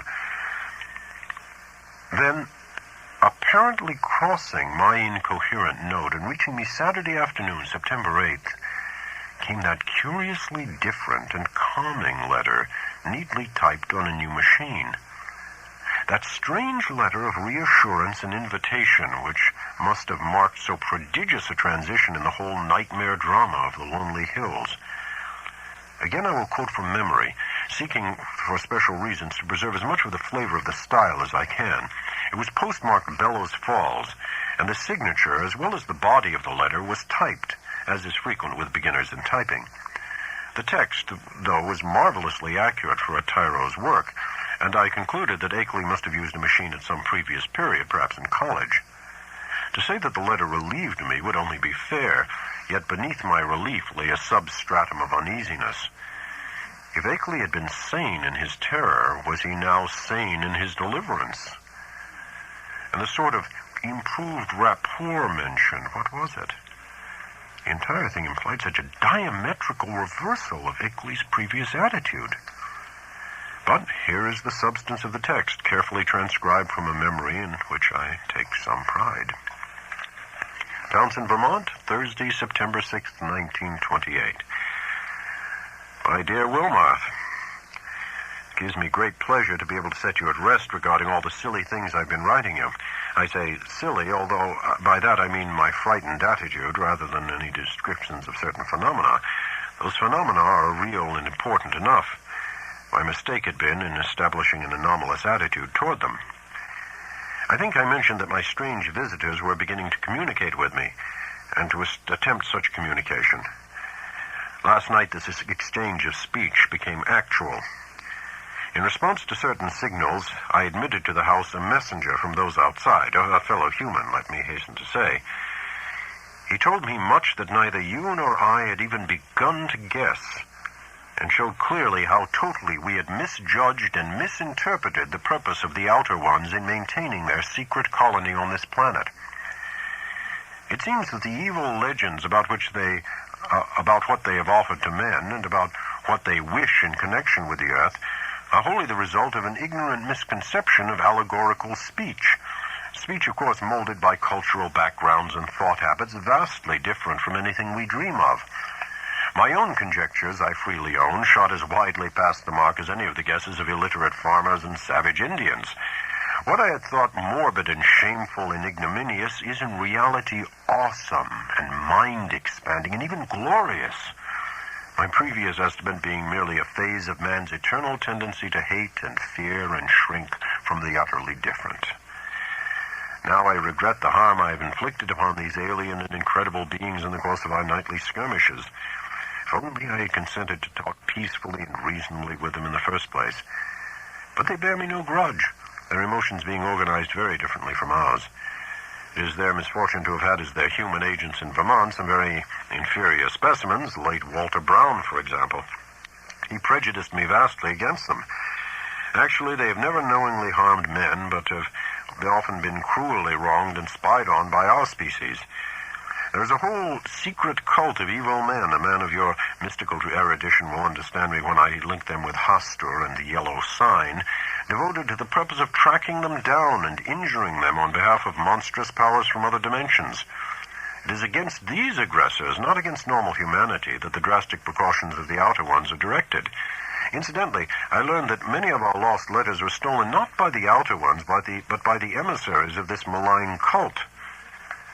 All that the Outer Ones wish of man is peace and non-molestation and an increasing intellectual rapport. This latter is absolutely necessary now that our inventions and devices are expanding our knowledge and motions and making it more and more impossible for the Outer Ones' necessary outposts to exist secretly on this planet. The alien beings desire to know mankind more fully, and to have a few of mankind's philosophic and scientific leaders know more about them. With such an exchange of knowledge, all perils will pass, and a satisfactory modus vivendi will be established. The very idea of any attempt to enslave or degrade mankind is ridiculous. As a beginning of this improved rapport, the Outer Ones have naturally chosen me, whose knowledge of them is already so considerable, as their primary interpreter on Earth. Much was told to me last night. Facts of the most stupendous and vista-opening nature, and more will be subsequently communicated to me both orally and in writing. I shall not be called upon to make any trip outside just yet, though I shall probably wish to do so later on, employing special means and transcending everything which we have hitherto been accustomed to regard as human experience. My house will be besieged no longer. Everything is reverted to normal, and the dogs will have no further occupation. In place of terror, I have been given a rich boon of knowledge and intellectual adventure which few other mortals have ever shared. The outer beings are perhaps the most marvelous organic things in or beyond all space and time, members of a cosmos-wide race of which all other life forms are merely degenerate variants. They are more vegetable than animal, if these terms can be applied to the sort of matter composing them, and of a somewhat fungoid structure, though the presence of a chlorophyll-like substance and a very singular nutritive system differentiate them altogether from a true comophytic fungi. Indeed, the type is composed of a form of matter totally alien to our part of space, with electrons having a wholly different vibration rate. That is why the beings cannot be photographed on the ordinary camera films and plates of our known universe, even though our eyes can see them. With proper knowledge, however, any good chemist could make a photographic emulsion which would record their images. The genus is unique in its ability to traverse the heatless and airless interstellar void in full corporeal form, and some of its variants cannot do this without mechanical aid or curious surgical transpositions. Only a few species have the ether-resisting wings characteristic of the Vermont variety. These and those inhabiting certain remote peaks in the Old World were brought in other ways. Their external resemblance to animal life and to the sort of structure we understand as material is a matter of parallel evolution rather than of close kinship. Their brain capacity exceeds that of any other surviving life form, although the winged types of our hill country are by no means the most highly developed. Telepathy is their usual means of discourse, though they have rudimentary vocal organs which, after a slight operation, for surgery is an incredibly expert and everyday thing among them, can roughly duplicate the speech of such types of organisms as still use speech. Their main immediate abode is a still undiscovered and almost lightless planet at the very edge of our solar system, beyond Neptune, and the 9th in distance from the Sun. It is, as we have inferred, the object mystically hinted to as Yuggoth in certain ancient and forbidden writings, and it will soon be the scene of a strange focusing of thought upon our world in an effort to facilitate mental rapport. I would not be surprised if astronomers became sufficiently sensitive to these thought currents to discover Yuggoth when the Outer Ones wish them to do so. But Yuggoth, of course, is only the stepping stone. The main body of the beings inhabits strangely organized abysses, wholly beyond the utmost reach of any human imagination. The space-time globule, which we recognize as the totality of all cosmic entity, is only an atom in the genuine infinity which is theirs.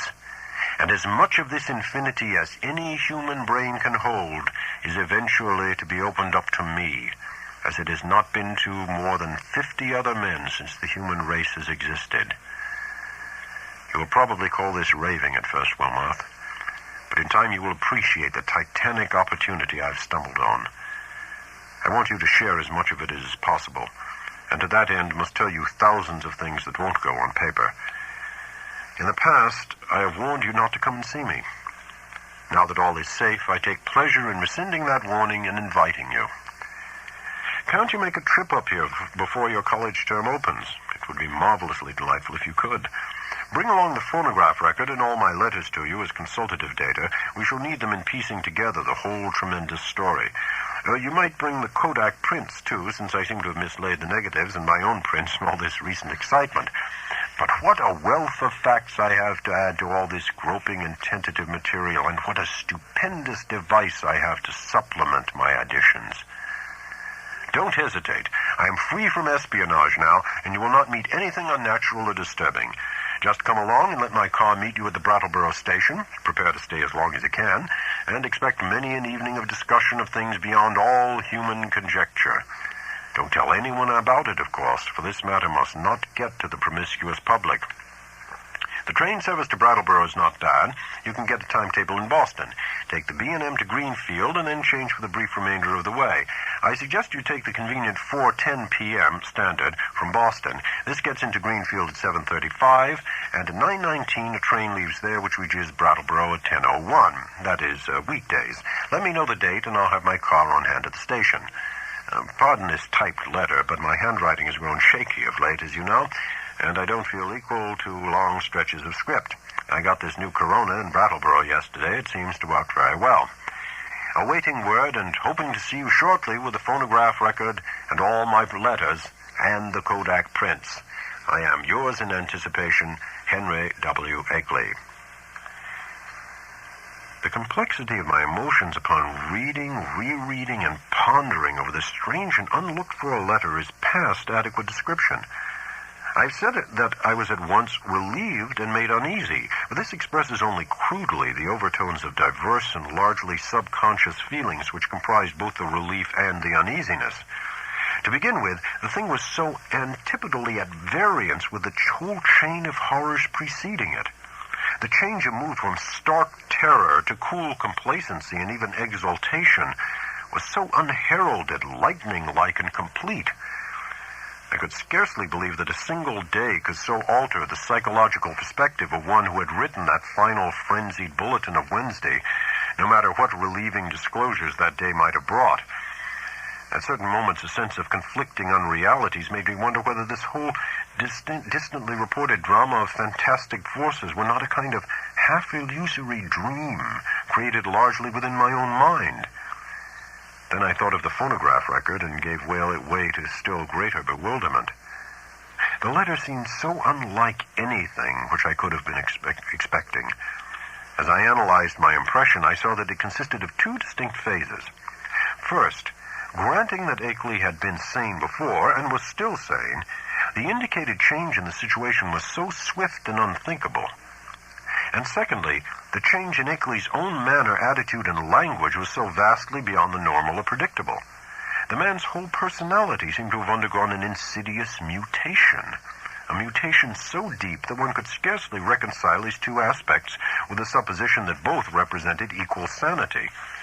Word choice, spelling, all were subtly different. And with my academic sensitiveness to prose style, I could trace profound divergences in his commonest reactions and rhythm responses. Certainly the emotional cataclysm or revelation which could produce so radical an overturn must be an extreme one indeed. Yet in another way, the letter seemed quite characteristic of Akeley. The same old passion for infinity, the same old scholarly inquisitiveness. I could not a moment, or even more than a moment, credit the idea of spuriousness or malign substitution. Did not the invitation, the willingness to have me test the truth of the letter in person, prove its genuineness? I did not retire Saturday night. but sat up thinking of the shadows and marvels behind the letter I had received. My mind, aching from the quick succession of monstrous conceptions it had been forced to confront during the last 4 months, worked upon this startling new material in a cycle of doubt and acceptance which repeated most of the steps experienced in facing the early wonders. Till long before dawn, a burning interest and curiosity had begun to replace the original storm of perplexity and uneasiness. Mad or sane, metamorphosed or merely relieved, the chances were that Akeley had actually encountered some stupendous change of perspective in his hazardous research, some change at once diminishing his danger, real or fancied, and opening dizzying new vistas of cosmic and superhuman knowledge. My own zeal for the unknown flared up to meet his. I felt myself touched by the contagion of the morbid barrier breaking. To shake off the maddening and wearying limitations of time and space and natural law, to be linked with the vast outside, to come close to the nighted and abysmal secrets of the infinite and the ultimate, surely such a thing was worth the risk of one's life, soul, and sanity.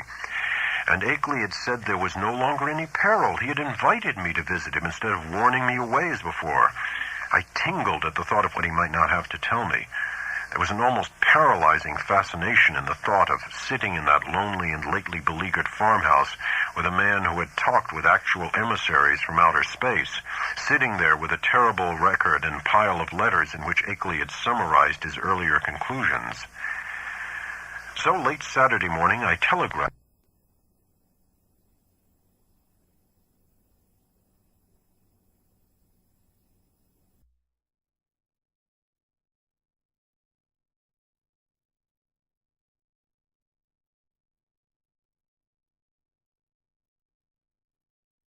So late Saturday morning, I telegraphed Akeley that I would meet him in Brattleboro on the following Wednesday, September 12th, if that date were convenient for him.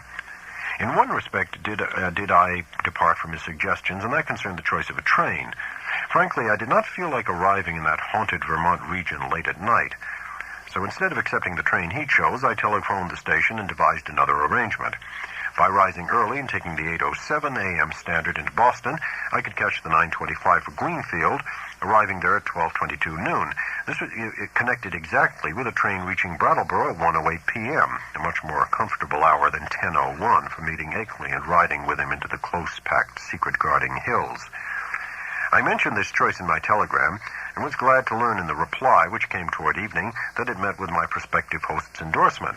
His wire ran thus: "Arrangement satisfactory. We'll meet 1:08 train Wednesday. Don't forget record and letters and prints. Keep destination quiet. Expect great revelations. Akeley." Receipt of this message in direct response to one sent to Akeley and necessarily delivered to his house from the Townsend station either by official messenger or restored telephone service removed any lingering subconscious doubts I might have had about the authorship of the perplexing letter.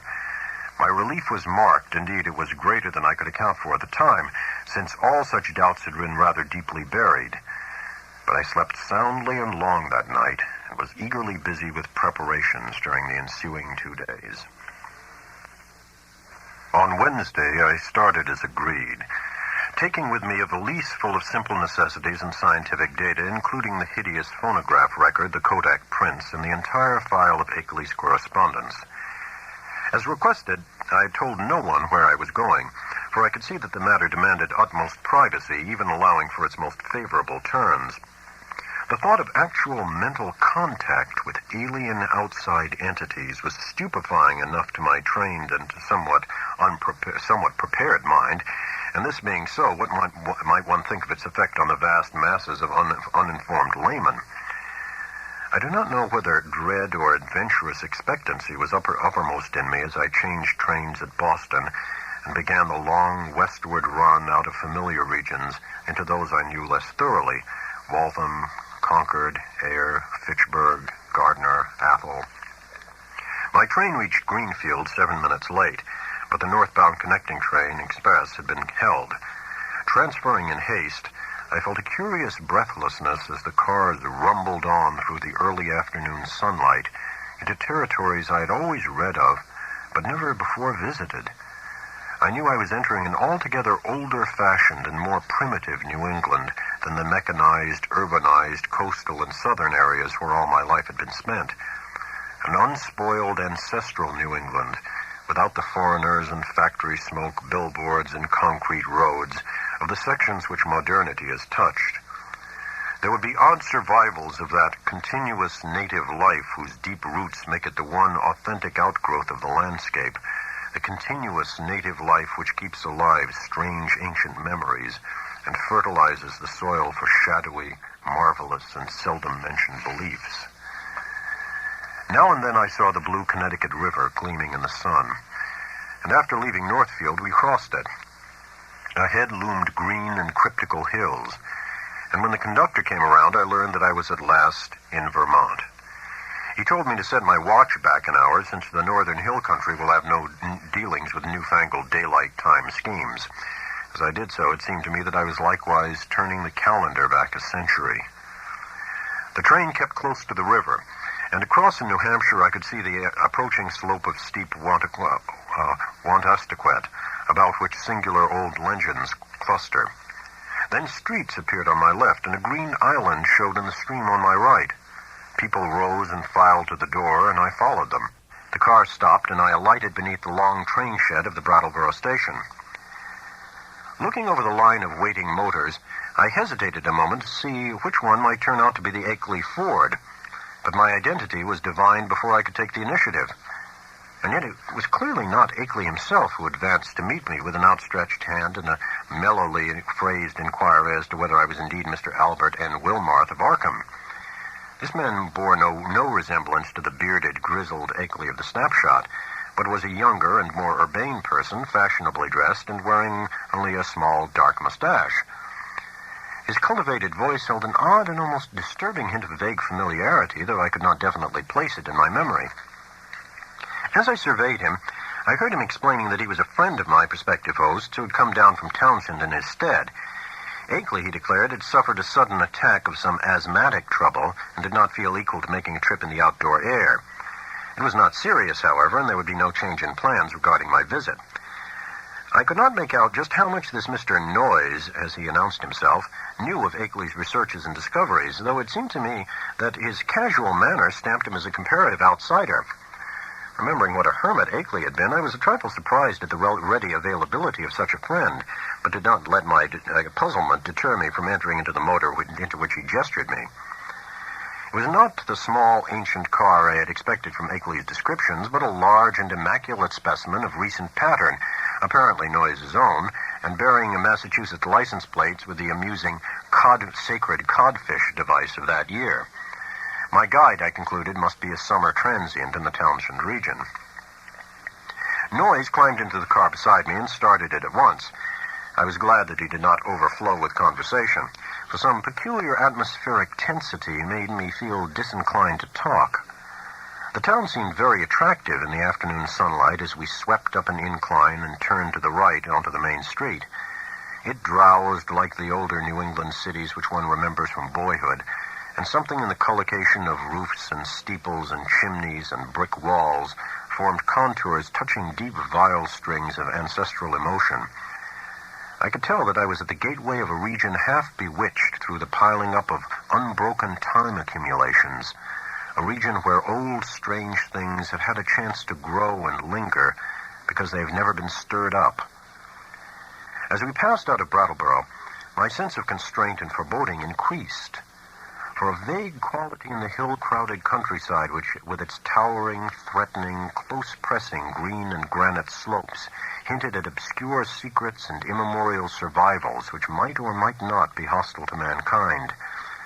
For a time, our course followed a broad, shallow river, which flowed down from unknown hills in the north, and I shivered when my companion told me it was the West River. It was in this stream, I recalled from newspaper items, that one of the morbid, crab-like beings had been seen floating after the floods. Gradually, the country around us grew wilder and more deserted. Archaic covered bridges lingered fearsomely out of the past in pockets of the hills, and the half-abandoned railway track paralleling the river seemed to exhale a nebulously visible air of desolation. There were awesome sweeps of vivid valley where great cliffs rose, New England's virgin granite showing gray and austere through the verdure that scaled the crests. There were gorges where untamed streams leapt down, bearing down toward the river the unimagined secrets of thousand pathless peaks. Branching away now and then were narrow, half-concealed roads that bored their way through solid, luxuriant masses of forest, among whose primal trees whole armies of elemental spirits might well lurk. As I saw these, I thought of how Akeley had been molested by unseen agencies on his drives along this very route, and did not wonder that such things could be. The quaint, sightly village of Newfane, reached in less than an hour, was our last link with that world which man can definitely call his own by virtue of conquest and complete occupancy. After that we cast off all allegiance to immediate, tangible, and time-touched things, and entered a fantastic world of hushed unreality, in which the narrow, ribbon-like road rose and fell with an almost sentient and purposeful caprice amidst the tenantless green peaks and half-deserted valleys.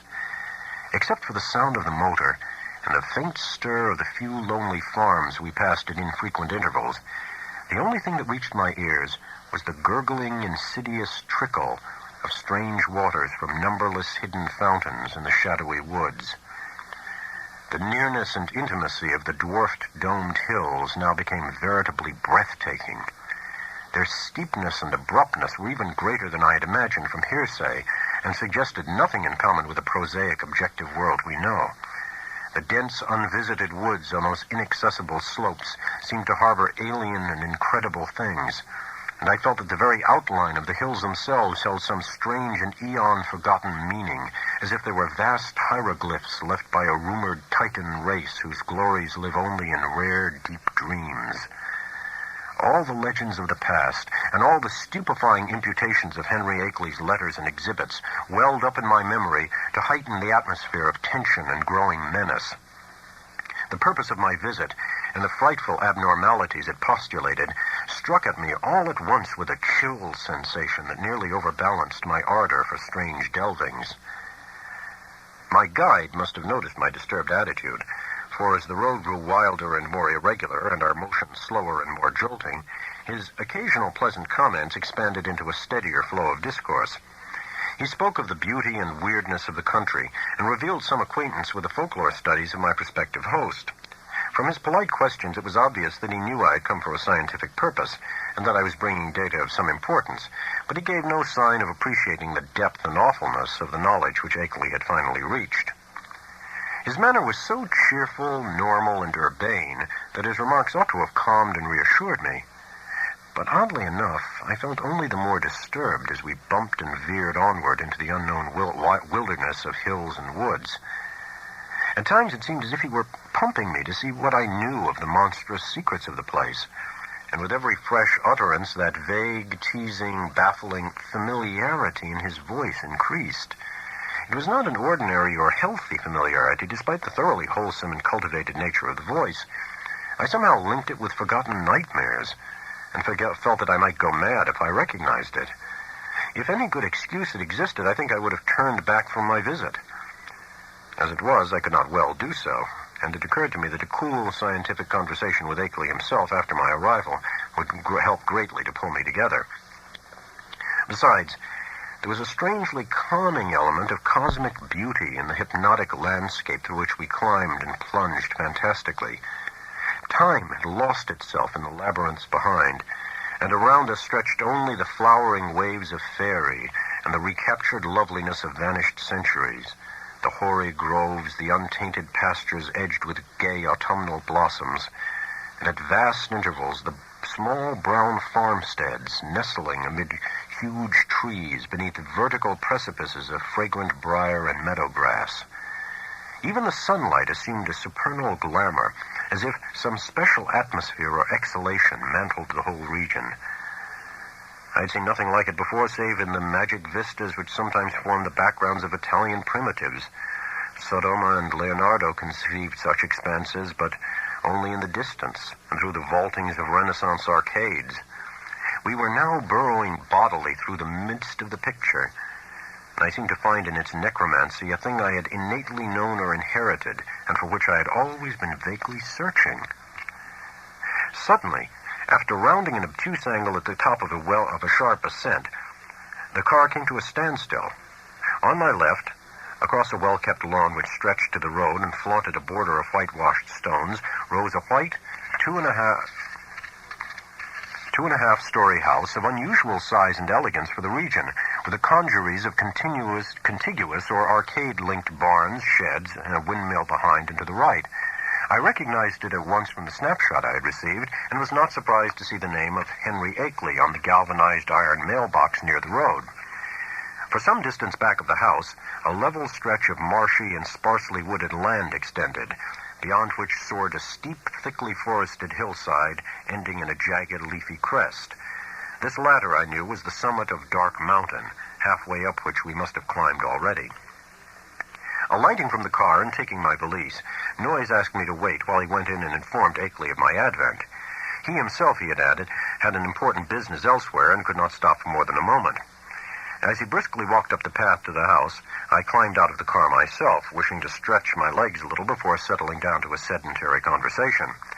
My feeling of nervousness and tension had risen to a maximum again now that I was on the actual scene of the morbid beleaguering described so hauntingly in Akeley's letters, and I honestly dreaded the coming discussions which were to link me with such alien and forbidden worlds.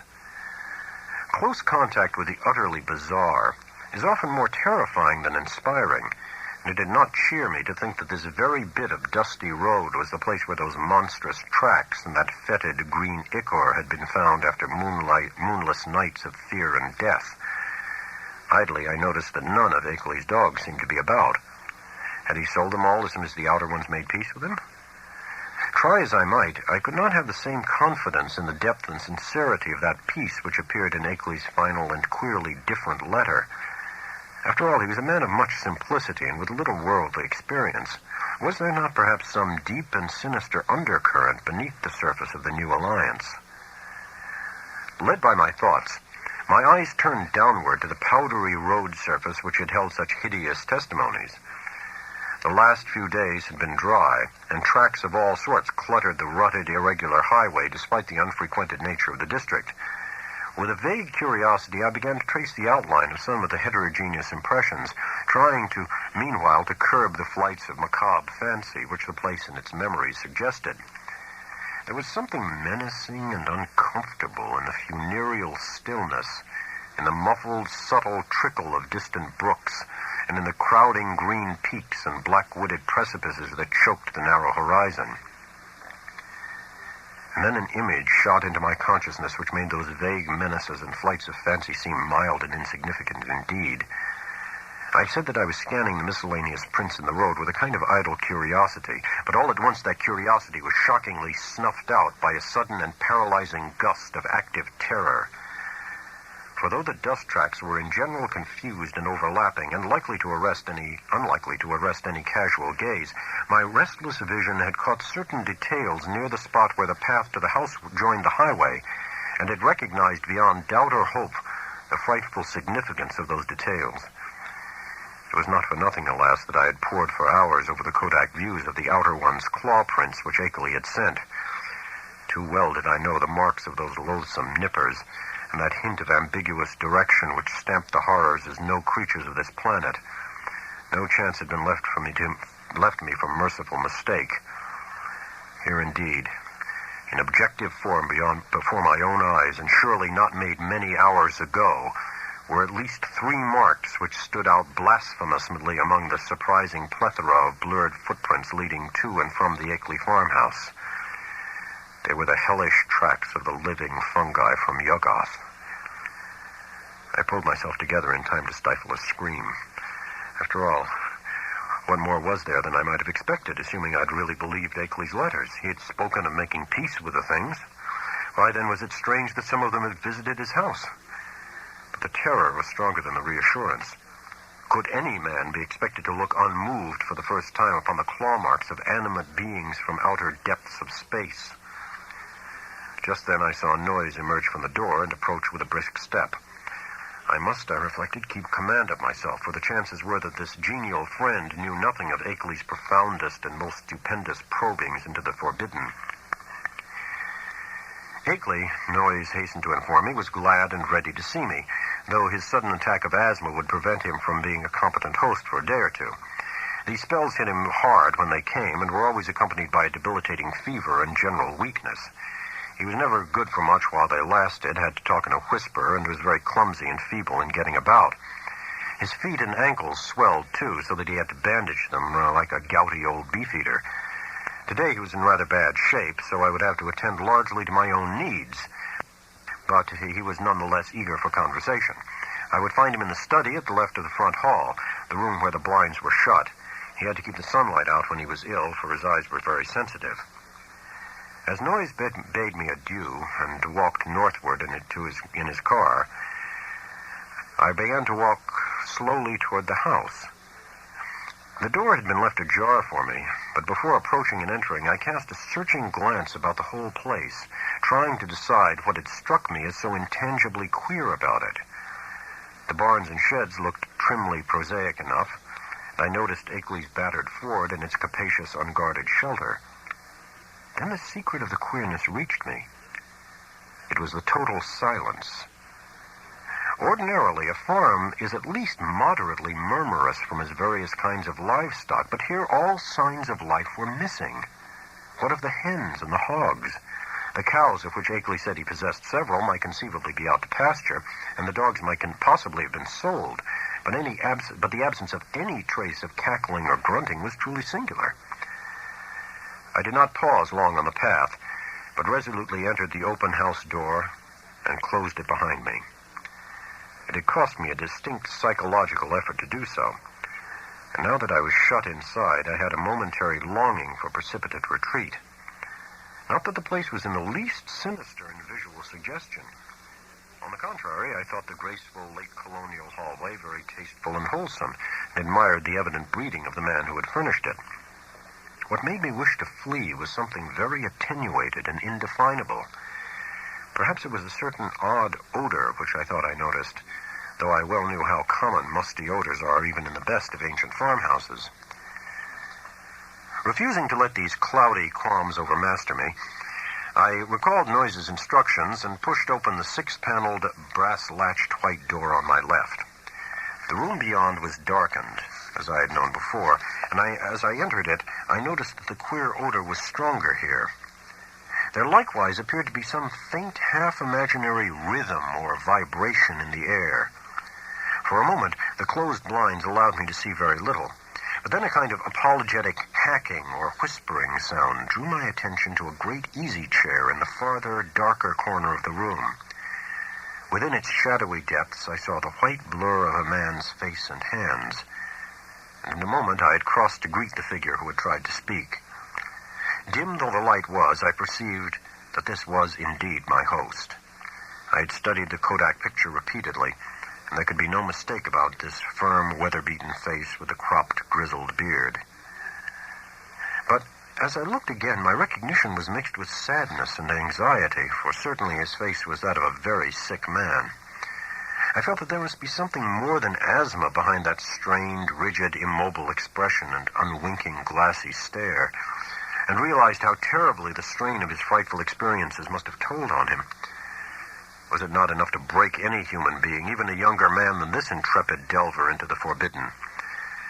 The strange and sudden relief, I feared, had come too late to save him from something like a general breakdown. There was a touch of the pitiful in the limp, lifeless way his lean hands rested in his lap. He had on a loose dressing gown, and was swathed around the head and high around the neck with a vivid yellow scarf or hood. And then I saw that he was trying to talk in the same hacking whisper with which he had greeted me. It was a hard whisper to catch at first, since the gray mustache concealed all movements of the lips, and something in its timbre disturbed me greatly. But by concentrating my attention, I could soon make out its purport surprisingly well.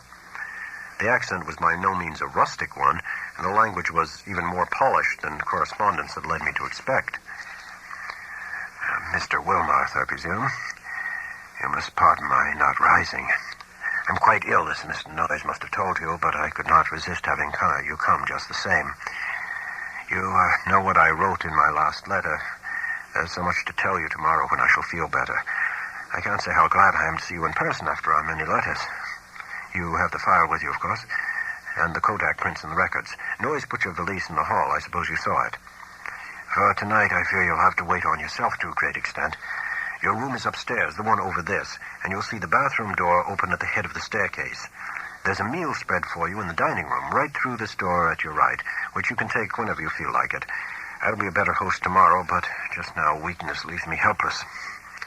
Make yourself at home. You might take out the letters and pictures and records and put them on the table here before you go upstairs with your bag. It is here that we shall discuss them. You can see my phonograph on my corner stand. No, thanks. There's nothing you can do for me. I know these spells of old. Just come back for a little quiet visiting before night, and then go to bed when you please. I'll rest right here, perhaps sleep here all night, as I often do. In the morning, I'll be far better able to go into the things we must go into. You realize, of course, the utterly stupendous nature of the matter before us. To us, as to only a few men on this earth, there will be opened up gulfs of time and space and knowledge beyond anything within the conception of human science or philosophy. Do you know that Einstein is wrong, and that certain objects and forces can move with a velocity greater than that of light? With proper aid, I expect to go backward and forward in time and actually see and feel the Earth of remote past and future epochs. You can't imagine the degree to which those beings have carried science. There is nothing they can't do with the mind and body of living organisms. I expect to visit other planets and even other stars and galaxies. The first trip will be to Yuggoth, the nearest world fully peopled by the beings. It is a strange, dark orb at the very rim of our solar system, unknown to earthly astronomers as yet. But I must have written you about this. At the proper time, the beings there will direct thought currents toward us and cause it to be discovered, and perhaps let one of their human allies give the scientists a hint. There are mighty cities on Yuggoth, great tiers of terraced towers built of black stone like that specimen I tried to send you. That came from Yuggoth. The sun shines there, no brighter than a star, but the beings need no light. They have other, subtler senses, and put no windows in their great houses and temples. Light even hurts and hampers and confuses them, for it did not exist at all in the black cosmos outside time and space where they came from originally. To visit Yuggoth would drive any weak man mad. Yet I am going there. The black rivers of pitch that flow under those mysterious cyclopean bridges, things built by some elder race extinct and forgotten before the beings came to Yuggoth from the ultimate voids, ought to be enough to make any man a Dante or Poe if he can keep sane long enough to tell what he has seen. But remember, that dark world of fungoid gardens and windowless cities isn't really terrible. It is only to us that it would seem so. Perhaps this world seemed just as terrible to the beings when they first explored it in the primal age. They were over here long before the fabulous epic of Cthulhu was over. And remember all about sunken relief when it was above the waters. They've been inside the earth, too. There are openings which human beings know nothing about, some of them in these very Vermont hills, and great worlds of unknown life down there. Blue-litten Kenyan, red-litten Yoth, and black lightless Nkai. It's from Nkai that the frightful Tsathoggua came. The amorphous toad-like god creature mentioned in the Pnakotic manuscripts and the Necronomicon and the Comorium myth cycle preserved by the Atlantean high priest Klakash-Ton. But we will talk of all of this later. It must be 4 or 5 o'clock by this time. Bring the stuff from your bag, take a bite, and come back for a comfortable chat. Very slowly I turned and began to obey my host, fetching my valise, extracting and depositing the desired articles, and finally ascending to the room designated as mine. With the memory of that roadside claw print fresh in my mind, Akeley's whispered paragraphs had affected me clearly, and the hints of familiarity with this unknown world of fungus life, forbidden Yuggoth, made my flesh creep more than I dared to own. I was tremendously sorry about Akeley's illness, but I had to confess that his hoarse whisper had a hateful as well as a pitiful quality. If only he wouldn't gloat so about Yuggoth and its black secrets. My room proved a very pleasant and well-furnished one, devoid alike of the musty odor and disturbing sense of vibration. And after leaving my valise there, I descended again to greet Akeley and take the lunch he had set out for me. The dining room was just beyond the study, and I saw that a kitchen L extended still further in the same direction. On the dining table, an ample array of sandwiches, cake, and cheese awaited me, and a hot thermos bottle beside a cup and saucer testified that hot coffee had not been forgotten. After a well-relished meal, I poured myself a liberal cup of coffee, but found that the culinary standard had suffered a lapse in this one detail. My first spoonful revealed a faintly unpleasant, acrid taste, so that I did not take more.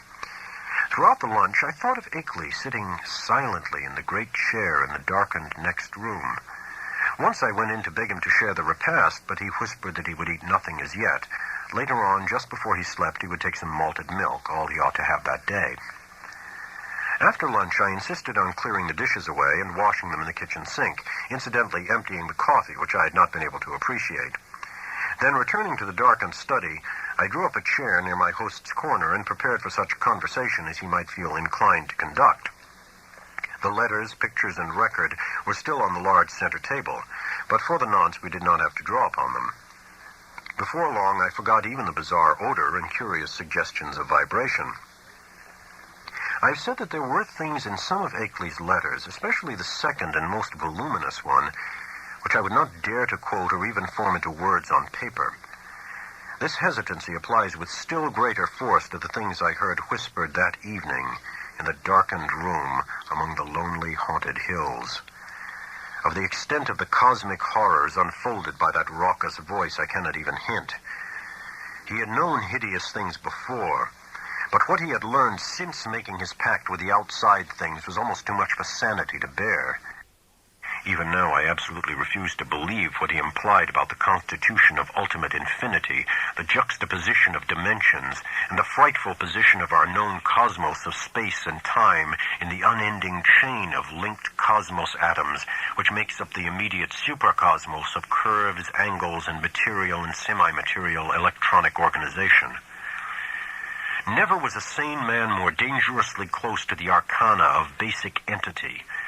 Never was an organic brain nearer to utter annihilation in the chaos that transcends form and force and symmetry. I learned whence Cthulhu first came, and why half the great temporary stars of history had flared forth. I guessed from hints which made even my informant pause timidly the secret behind the Magellanic Clouds and globular nebulae, and the black truth revealed by the immemorial allegory of Tao. The nature of the Doels was plainly revealed, and I was told the essence, though not the source, of the hounds of Tyndalos. The legend of Yig, father of serpents, remained figurative no longer, and I started with loathing when told of the monstrous nuclear chaos beyond angled space, which the Necronomicon had mercifully cloaked under the name of Azathoth.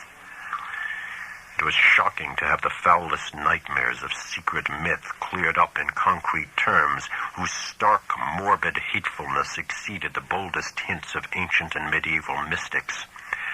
Ineluctably, I was led to believe that the first whisperers of those accursed tales must have had discourse with Akeley's outer ones, and perhaps have visited outer cosmic realms as Akeley now proposed visiting them. I was told of the Black Stone and what it implied, and was glad it had not reached me. My guesses about those hieroglyphics had been all too correct. And yet Akeley now seemed reconciled to the whole fiendish system he had stumbled upon, reconciled and eager to probe farther into the monstrous abyss. I wondered what beings he had talked with since his last letter to me, and whether many of them had been as human as that first emissary he had mentioned. The tension in my head grew insufferable, and I built up all sorts of wild theories about that queer, persistent odor and those insidious hints of vibration in the darkened room. Night was falling now, and as I recalled what Akeley had written me about those earlier nights, I shuddered to think there would be no moon. Nor did I like the way the farmhouse nestled in the lee of that colossal forested slope leading up to Dark Mountain's unvisited crest. With Enkley's permission, I lighted a small oil lamp, turned it low, and set it on a distant bookcase beside the ghostly bust of Milton. But afterward I was sorry I had done so, for it made my host's strained, immobile face and listless hands look damnably abnormal and corpse-like. He seemed half incapable of motion, though I saw him nod stiffly once in a while. After what he had told, I could scarcely imagine what profounder secrets he was saving for the morrow, but at last it developed that his trip to Yuggoth and beyond, and my own possible participation in it, was to be the next day's topic. He must have been amused by the start of horror I gave at hearing a cosmic voyage on my part proposed, for his head wobbled violently when I showed my fear. Subsequently, he spoke very gently of how human beings might accomplish, and several times had accomplished, the seemingly impossible flight across the interstellar void. It seemed that complete human bodies did not indeed make the trip, but that the prodigious surgical, biological, chemical, and mechanical skill of the outer ones had found a way to convey human brains without their concomitant physical structure. There was a harmless way to extract a brain, and a way to keep the organic residue alive during its absence.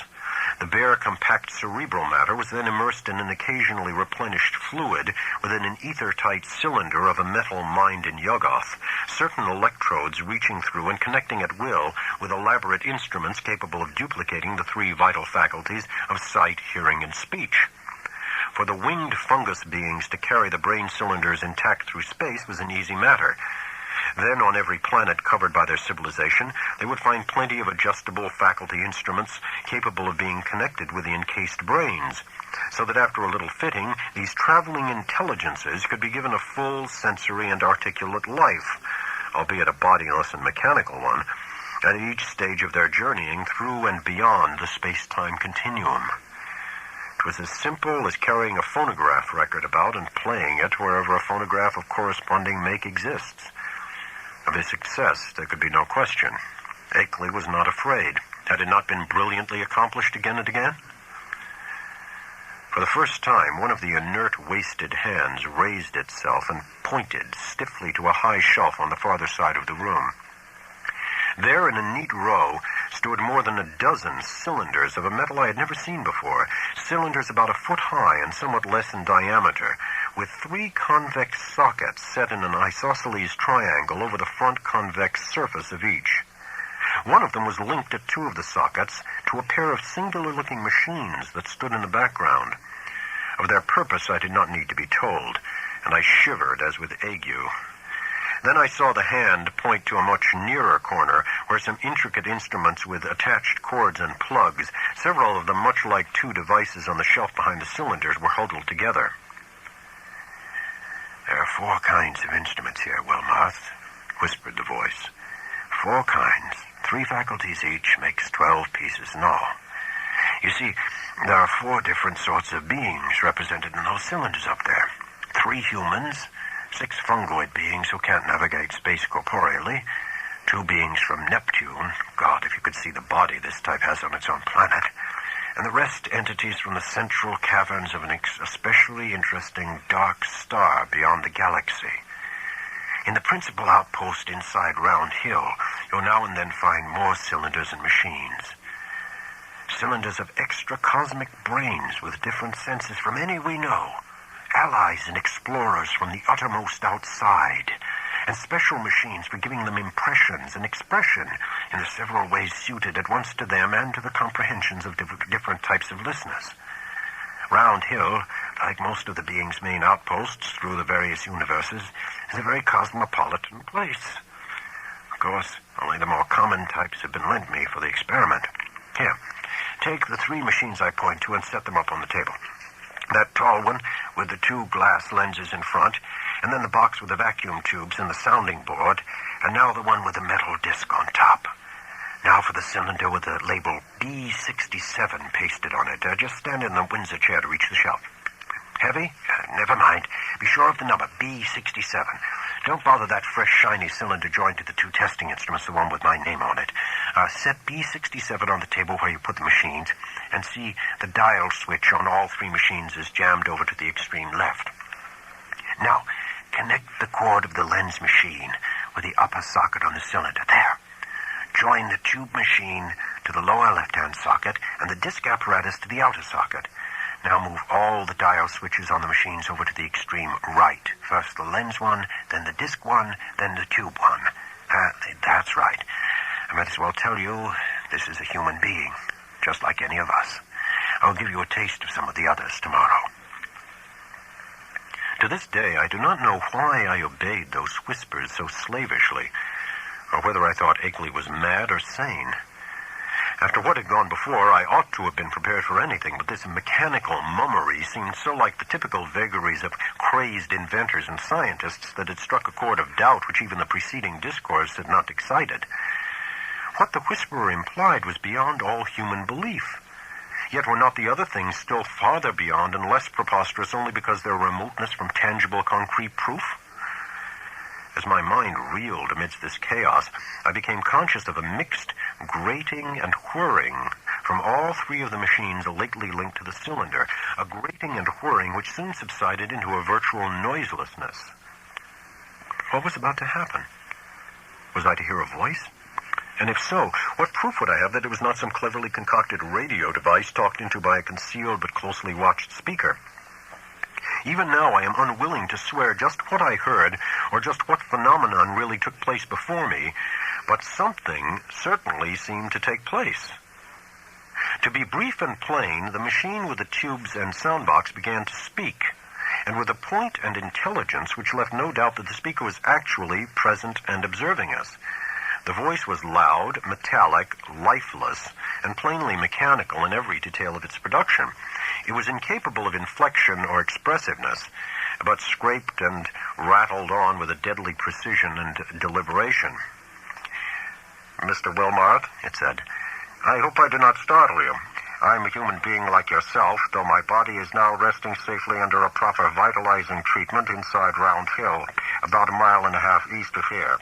I myself am here with you. My brain is in that cylinder, and I see, hear, and speak through these electronic vibrators. In a week I am going across the void as I have been many times before, and I expect the pleasure of Mr. Akeley's company. I wish I might have yours as well, for I know you by sight and reputation, and have kept close track of your correspondence with our friend. I am, of course, one of the men who have become allied with the outside beings visiting our planet. I first met them in the Himalayas, and have helped them in various ways. In return, they have given me experiences such as few men have ever had. Do you realize what it means when I say I have been on 37 different celestial bodies, planets, dark stars, and less definable objects, including 8 outside our galaxy and 2 outside the curved cosmos of space and time? All this has not harmed me in the least. My brain has been removed from my body by fissions so adroit that it would be crude to call the operation surgery. The visiting beings have methods which make these extractions easy and almost normal, and one's body never ages when the brain is out of it. The brain, I might add, is virtually immortal with its mechanical faculties and a limited nourishment supplied by occasional changes of the preserving fluid. Altogether, I hope most heartily that you will decide to come with Mr. Akeley and me. The visitors are eager to know men of intelligence and knowledge like yourself, and to show them the great abysses that most of us have had to dream about in fanciful ignorance. It may seem strange at first to meet them, but I know you will be above minding that. I think Mr. Noyes will go along too, the man who doubtless brought you up here in his car. He has been one of us for years. I suppose you recognized his voice as one of those on the record Mr. Akeley sent you." At my violent start, the speaker paused a moment before concluding. "So, Mr. Wilmarth, I will leave the matter to you, merely adding that a man with your love of strangeness and folklore ought never to miss such a chance as this. There is nothing to fear. All transitions are painless, and there is much to enjoy in a wholly mechanized state of sensation. When the electrodes are disconnected, one merely drops off into a sleep of especially vivid and fantastic dreams. And now, if you don't mind, we might adjourn our session till tomorrow. Good night. Just turn all the switches back to the left. Never mind the exact order, though you might let the lens machine be last. Good night, Mr. Akeley. Treat our guest well. Ready now with those switches?" That was all. I obeyed mechanically and shut off all 3 switches, though dazed with doubt of everything that had occurred. My head was still reeling as I heard Akeley's whispering voice telling me that I might leave all the apparatus on the table just as it was. He did not essay any comments on what had happened, and indeed no comment could have conveyed much to my burdened faculties. I heard him telling me that I could take the lamp to use in my room and deduced that he wished to rest alone in the dark. It was surely time he rested, for his discourse of the afternoon and evening had been such as to exhaust even a vigorous man. Still dazed, I bade my host good night and went upstairs with a lamp, though I had an excellent pocket flashlight with me. I was glad to be out of that downstairs study with a queer odor and vague sensations of vibration, yet could not, of course, escape a hideous sense of dread and peril and cosmic abnormality as I thought of the place I was in and the forces I was meeting. The wild, lonely region, the black, mysteriously forested slope towering so close behind the house, the footprint in the road, the sick, motionless whisperer in the dark, the hellish cylinders and machines, and above all, the invitations to strange surgery and stranger voyagings. These things, all so new and in such sudden succession, rushed in on me with a cumulative force which sapped my will and almost undermined my physical strength. To discover that my guide, Noise, was the human celebrant in that monstrous bygone Sabbath ritual on the phonograph record was a particular shock, though I had previously sensed a dim, repellent familiarity in his voice. Another shock came from my own attitude toward my host whenever I paused to analyze it, for much as I had instinctively liked Akeley as revealed in his correspondence, I now found that he filled me with a distinct repulsion. His illness ought to have excited my pity, but instead it gave me a kind of shudder. He was so rigid and inert and corpse-like, and that incessant whispering was so hateful and unhuman. It occurred to me that this whispering was different from anything else of the kind I had ever heard, and that despite the curious motionlessness of the speaker's mustache-screened lips, it had the latent strength and carrying power remarkable for the wheezings of an asthmatic. I had been able to understand the speaker when wholly across the room, and once or twice it seemed to me that the faint but penetrant sounds represented not so much weakness as deliberate repression, for what reason I could not guess. From the first I felt a disturbing quality in their timbre. Now when I tried to weigh the matter, I thought I could trace this impression to a kind of conscious, subconscious familiarity, like that which had made Noise's voice so hazily ominous. But when or where I had encountered the thing it hinted at was more than I could tell. One thing was certain. I would not spend another night here. My scientific zeal had vanished amidst fear and loathing, and I felt nothing now but a wish to escape from this net of morbidity and unnatural revelation. I knew enough now.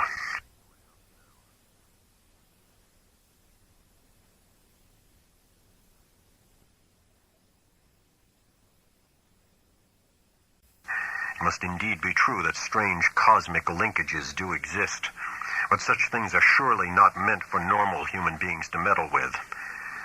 Blasphemous influences seemed to surround me and press chokingly on my senses. Sleep, I decided, would be out of the question, so I merely extinguished the lamp and threw myself on the bed fully dressed. No doubt it was absurd, but I kept ready for some unknown emergency, gripping in my right hand the revolver I had brought along and holding in the pocket flashlight in my left. Not a sound came from below, and I could imagine how my host was sitting there with cadaverous stiffness in the dark. Somewhere I heard a clock ticking. I was vaguely grateful for the normality of the sound. It reminded me, though, of another thing about the region which disturbed me, the total absence of animal life. There were certainly no farm beasts about, and now I realized that even the accustomed night noises of wild living things were absent. Except for the sinister trickle of distant unseen waters, that stillness was anomalous, interplanetary, and I wondered what star-spawned, intangible blight could be hanging over the region. I recalled from old legend that dogs and other beasts had always hated the outer ones, and thought of what those tracks on the road might mean. Do not ask me how long my unexpected lapse into slumber lasted, or how much of what ensued was sheer dream. If I tell you that I awaked at a certain time and heard and saw certain things, you will merely answer that I did not wake then, that everything was a dream until the moment when I rushed out of the house, stumbled into the shed where I'd seen the old Ford, and seized that ancient vehicle for a mad, aimless race over the haunted hills, which at last landed me after hours of jolting and winding through forest-threatened labyrinths in a village which turned out to be Townsend. You will also, of course, discount everything else in my report and declare that the pictures, record sounds, cylinder and machine sounds, and kindred evidences were bits of pure deception practiced on me by the missing Henry Akeley. You might even hint that he conspired with other eccentrics to carry out a silly and elaborate hoax, that he had the express shipment removed keen, and that he had Noise make that terrifying wax record. It is odd, though, that Noise has not ever been identified, and that he was unknown at any of the villages near Akeley's place, though he must have frequently been in the region. I wish I had stopped to memorize the license number of his car, or perhaps it is better, after all, that I did not. For I, despite all you can say, and despite all that I sometimes try to say to myself, know that loathsome outside influences must be lurking there in the half-known, unknown hills, and that those influences have spies and emissaries in the world of men. To keep as far as possible from such influences and such emissaries is all that I ask of life in the future. When my frantic story sent a sheriff's posse out to the farmhouse, Akeley was gone without a trace. His loose dressing gown, yellow scarf, and foot bandages lay on the study floor near his corner easy chair, and it could not be decided whether any of his other apparel had vanished with him. The dogs and livestock were indeed missing, and there were some curious bullet holes both in the house's exterior and on some of the walls within. But beyond this, nothing unusual could be detected. No cylinders or machines, none of the evidences I had brought in my valise, no queer odor or vibration sense, no footprints in the road, and none of the problematical things I had glimpsed at the very last. I stayed a week in Brattleboro after my escape, making inquiries among people of every kind who had known Akeley, and the results convince me that the matter is no figment of dream or delusion. Akeley's queer purchases of dogs and ammunitions and chemicals and the cutting of his telephone wires are matters of record, while all who knew him, including his son in California, concede that his occasional remarks on strange studies had a curious consistency. Solid citizens believe he was mad, and unhesitatingly pronounce all reported evidences mere hoaxes devised with insane cunning, and perhaps abetted by eccentric associates. But the lowlier country folk sustain his statements in every detail. He had showed some of these rustics his photographs in black stone, and had played the hideous record for them, and they all said the footprints and buzzing voice were like those described in ancestral legends. They said, too, that suspicious sights and sounds had been noticed increasingly around Akeley's house after he had found the black stone, and that the place was now avoided by everybody except the mailman and other casual, tough-minded people. Dark Mountain and Round Hill were both notoriously haunted spots, and I could find no one who had ever closely explored either. Occasional disappearances of natives throughout the district's history were well attested, and these now included the semi-vagabond Walter Brown, whom Akeley's letters had mentioned. I even came upon one farmer who thought he had personally glimpsed one of the queer bodies at flood time in the swollen West River, but his tale was too confused to be really valuable. When I left Brattleboro, I resolved never to go back to Vermont, and I feel quite certain that I shall keep my resolution. Those wild hills are surely the outpost of a frightful cosmic race, as I doubt all the less since reading that a new 9th planet has been glimpsed beyond Neptune, just as those influences had said it would be glimpsed. Astronomers, with a hideous appropriateness they little suspect, have named this thing Pluto.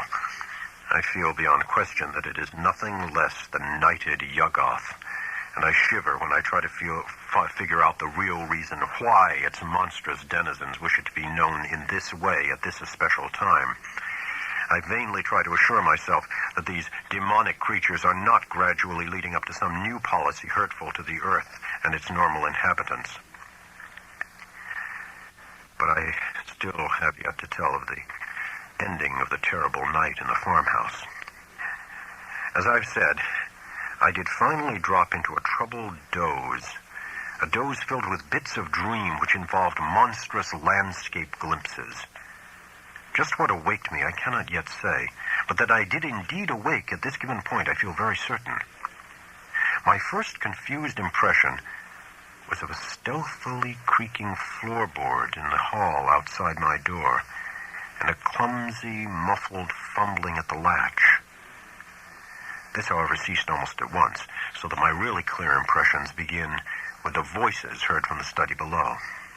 There seemed to be several speakers, and I judged they were controversially engaged. By the time I had listened for a few seconds, I was broad awake, for the nature of the voices was such as to make all thought of sleep ridiculous.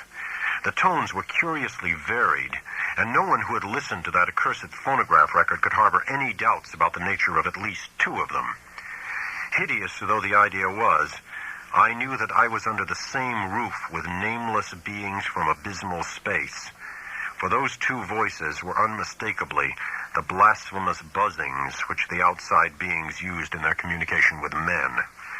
The two were individually different in pitch, accent, and tempo, but they were both of the same damnable general kind. A third voice was indubitably that of a mechanical utterance machine connected with one of the detached brains in the cylinders.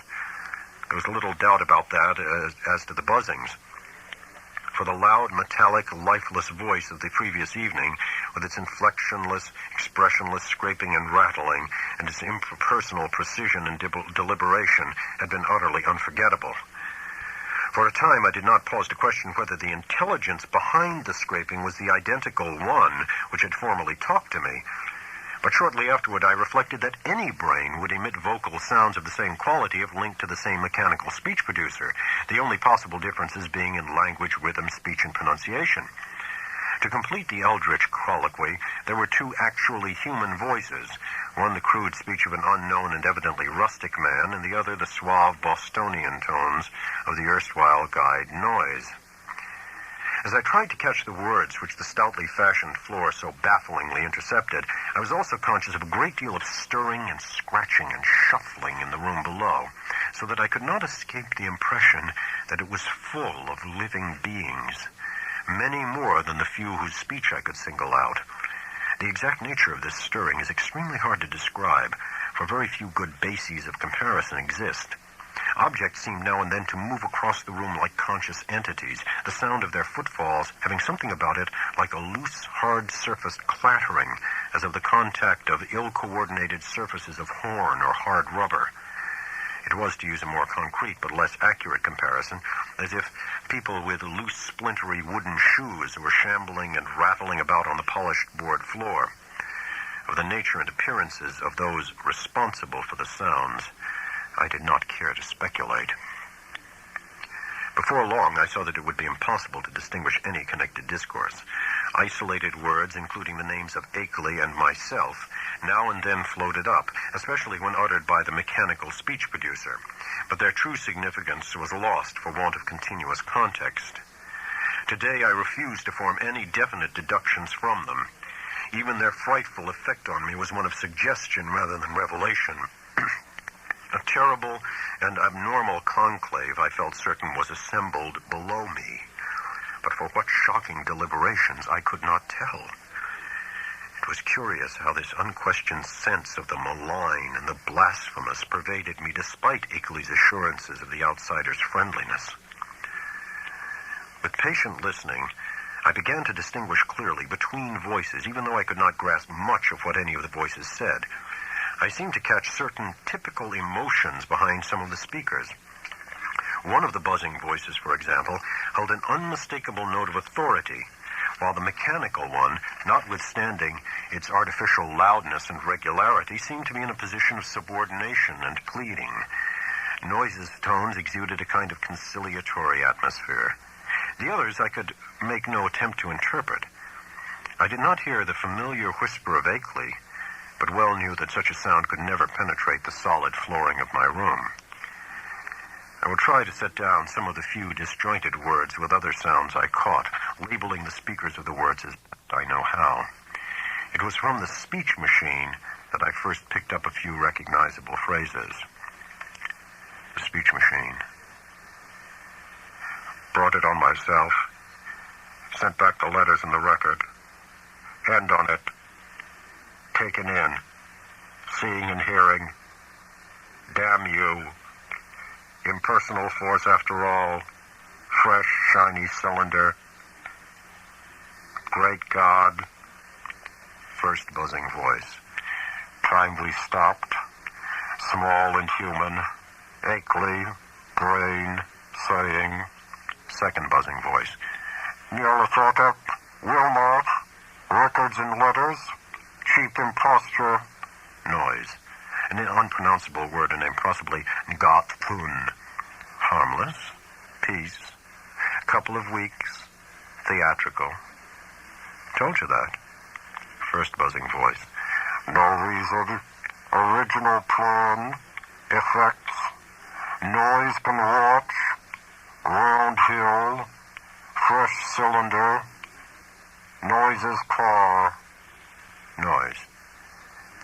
Well, all yours. Down here. Rest place. Several voices at once in indistinguishable speech.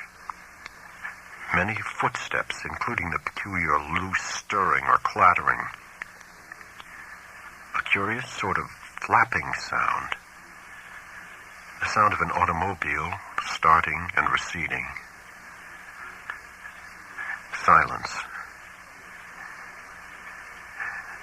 That is the substance of what my ears brought me as I lay rigid upon that strange upstairs bed in the haunted farmhouse among the demoniac hills. Lay there fully dressed with a revolver clenched in my right hand and a pocket flashlight gripped in my left. I became, as I said, broad awake, but a kind of obscure paralysis nevertheless kept me inert till long after the last echoes of the sounds had died away. I heard the wooden, deliberate ticking of the ancient Connecticut clock somewhere far below. At last made out the irregular snoring of a sleeper. Akeley must have dozed off after the strange session, and I can well believe that he needed to do so. Just what to think or what to do was more than I could decide. After all, what had I heard beyond things which previous information had led me to expect? Had I not known that the nameless outsiders were now freely admitted to the farmhouse?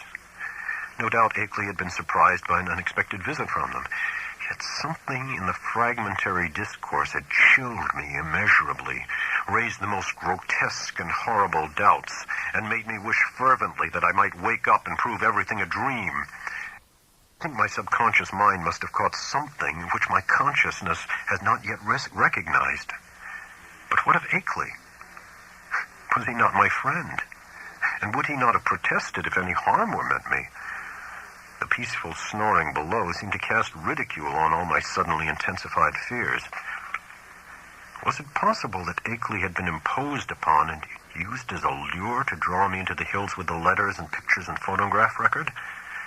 Did those beings mean to engulf us both in a common destruction because we had come to know too much?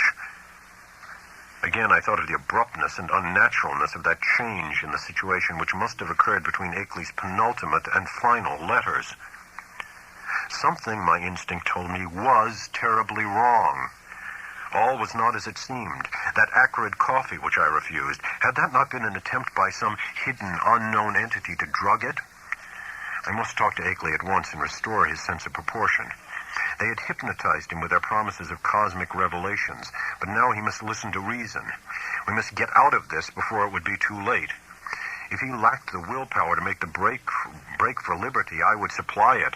Or if I could not persuade him to go, I would at least go myself. Surely he would let me take his Ford and leave it in a garage in Brattleboro. I noticed it in the shed, the door being left unlocked and now open that peril was deemed past, and I believed there was a good chance of its being ready for instant use. That momentary dislike of Akeley which I had felt during and after the evening's conversation was all gone now. He was in a position much like my own, and we must stick together. Knowing his indisposed condition, I hated to wake him at this juncture, but I knew I must. I could not stay in this place till morning as matters stood. At last, I felt able to act, and stretched myself vigorously to retain command of my muscles.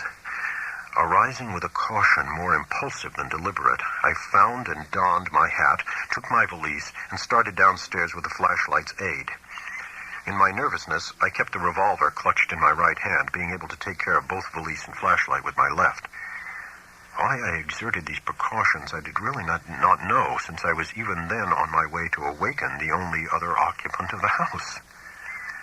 As I half tiptoed down the creaking stairs to the lower hall, I could hear the sleeper more plainly, and noticed that he must be in the room on my left, the living room I had not entered. On my right was the gaping blackness of the study in which I had heard the voices. Pushing open the unlatched door of the living room, I traced the path with the flashlight toward the source of the snoring and finally turned the beams on the sleeper's face. But in the next second, I hastily turned them away and commenced a cat-like retreat to the hall, my caution this time springing from reason as well as from instinct, for the sleeper in the couch was not Akeley at all, but my quondam guide, Noise.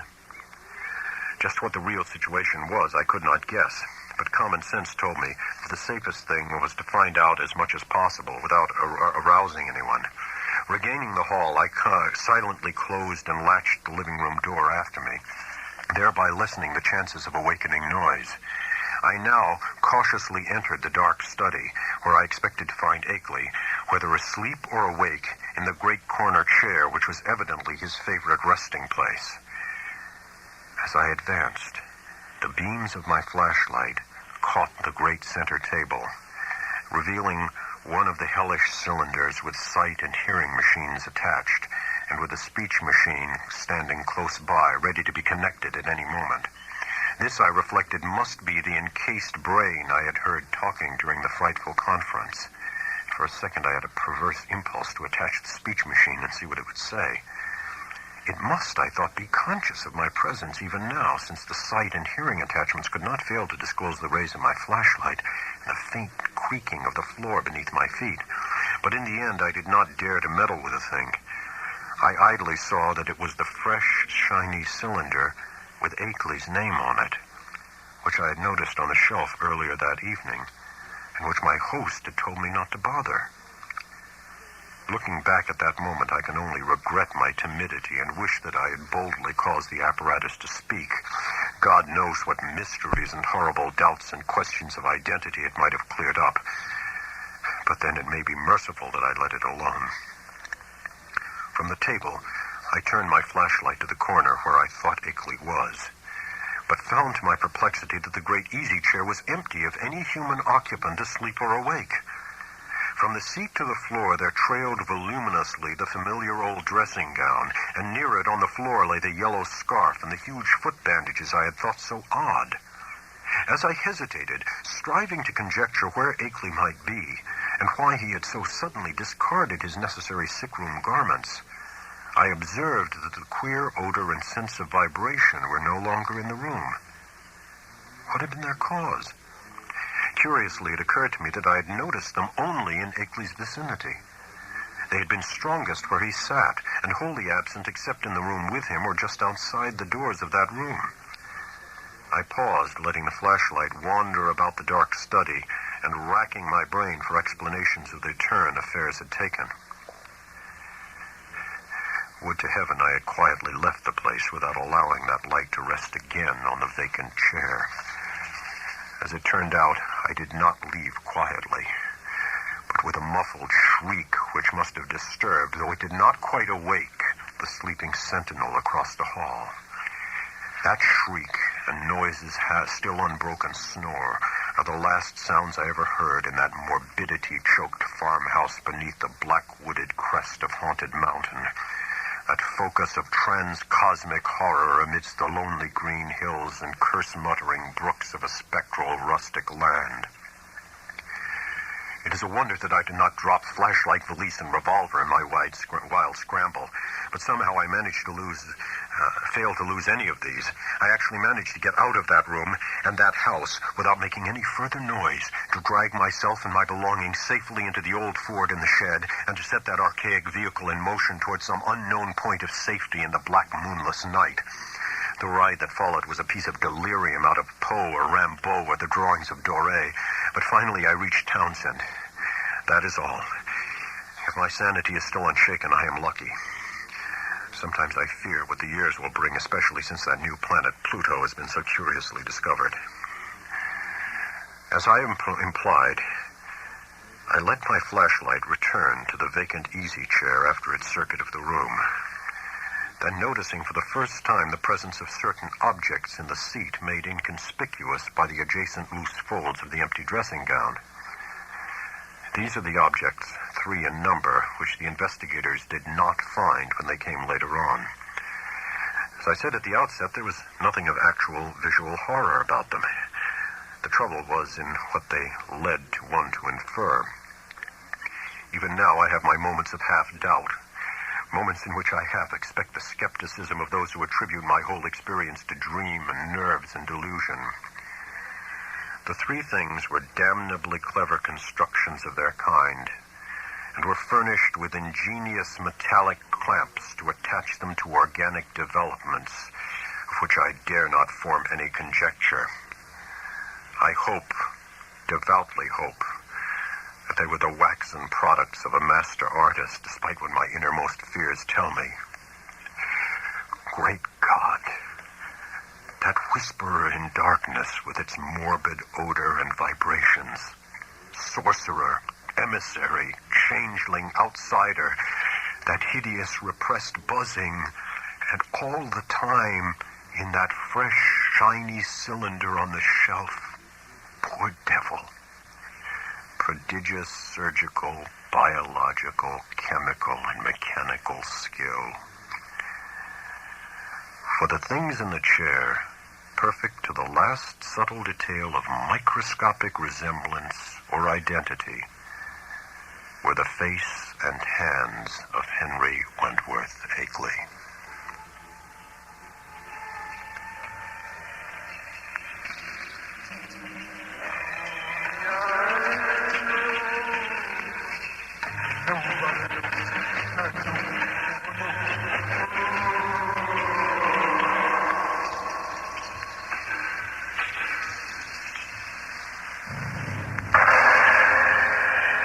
The title of the story was The Whisperer in Darkness. The author, H.P. Lovecraft. This has been The Graveyard Shift, and my name is Dudley Knight.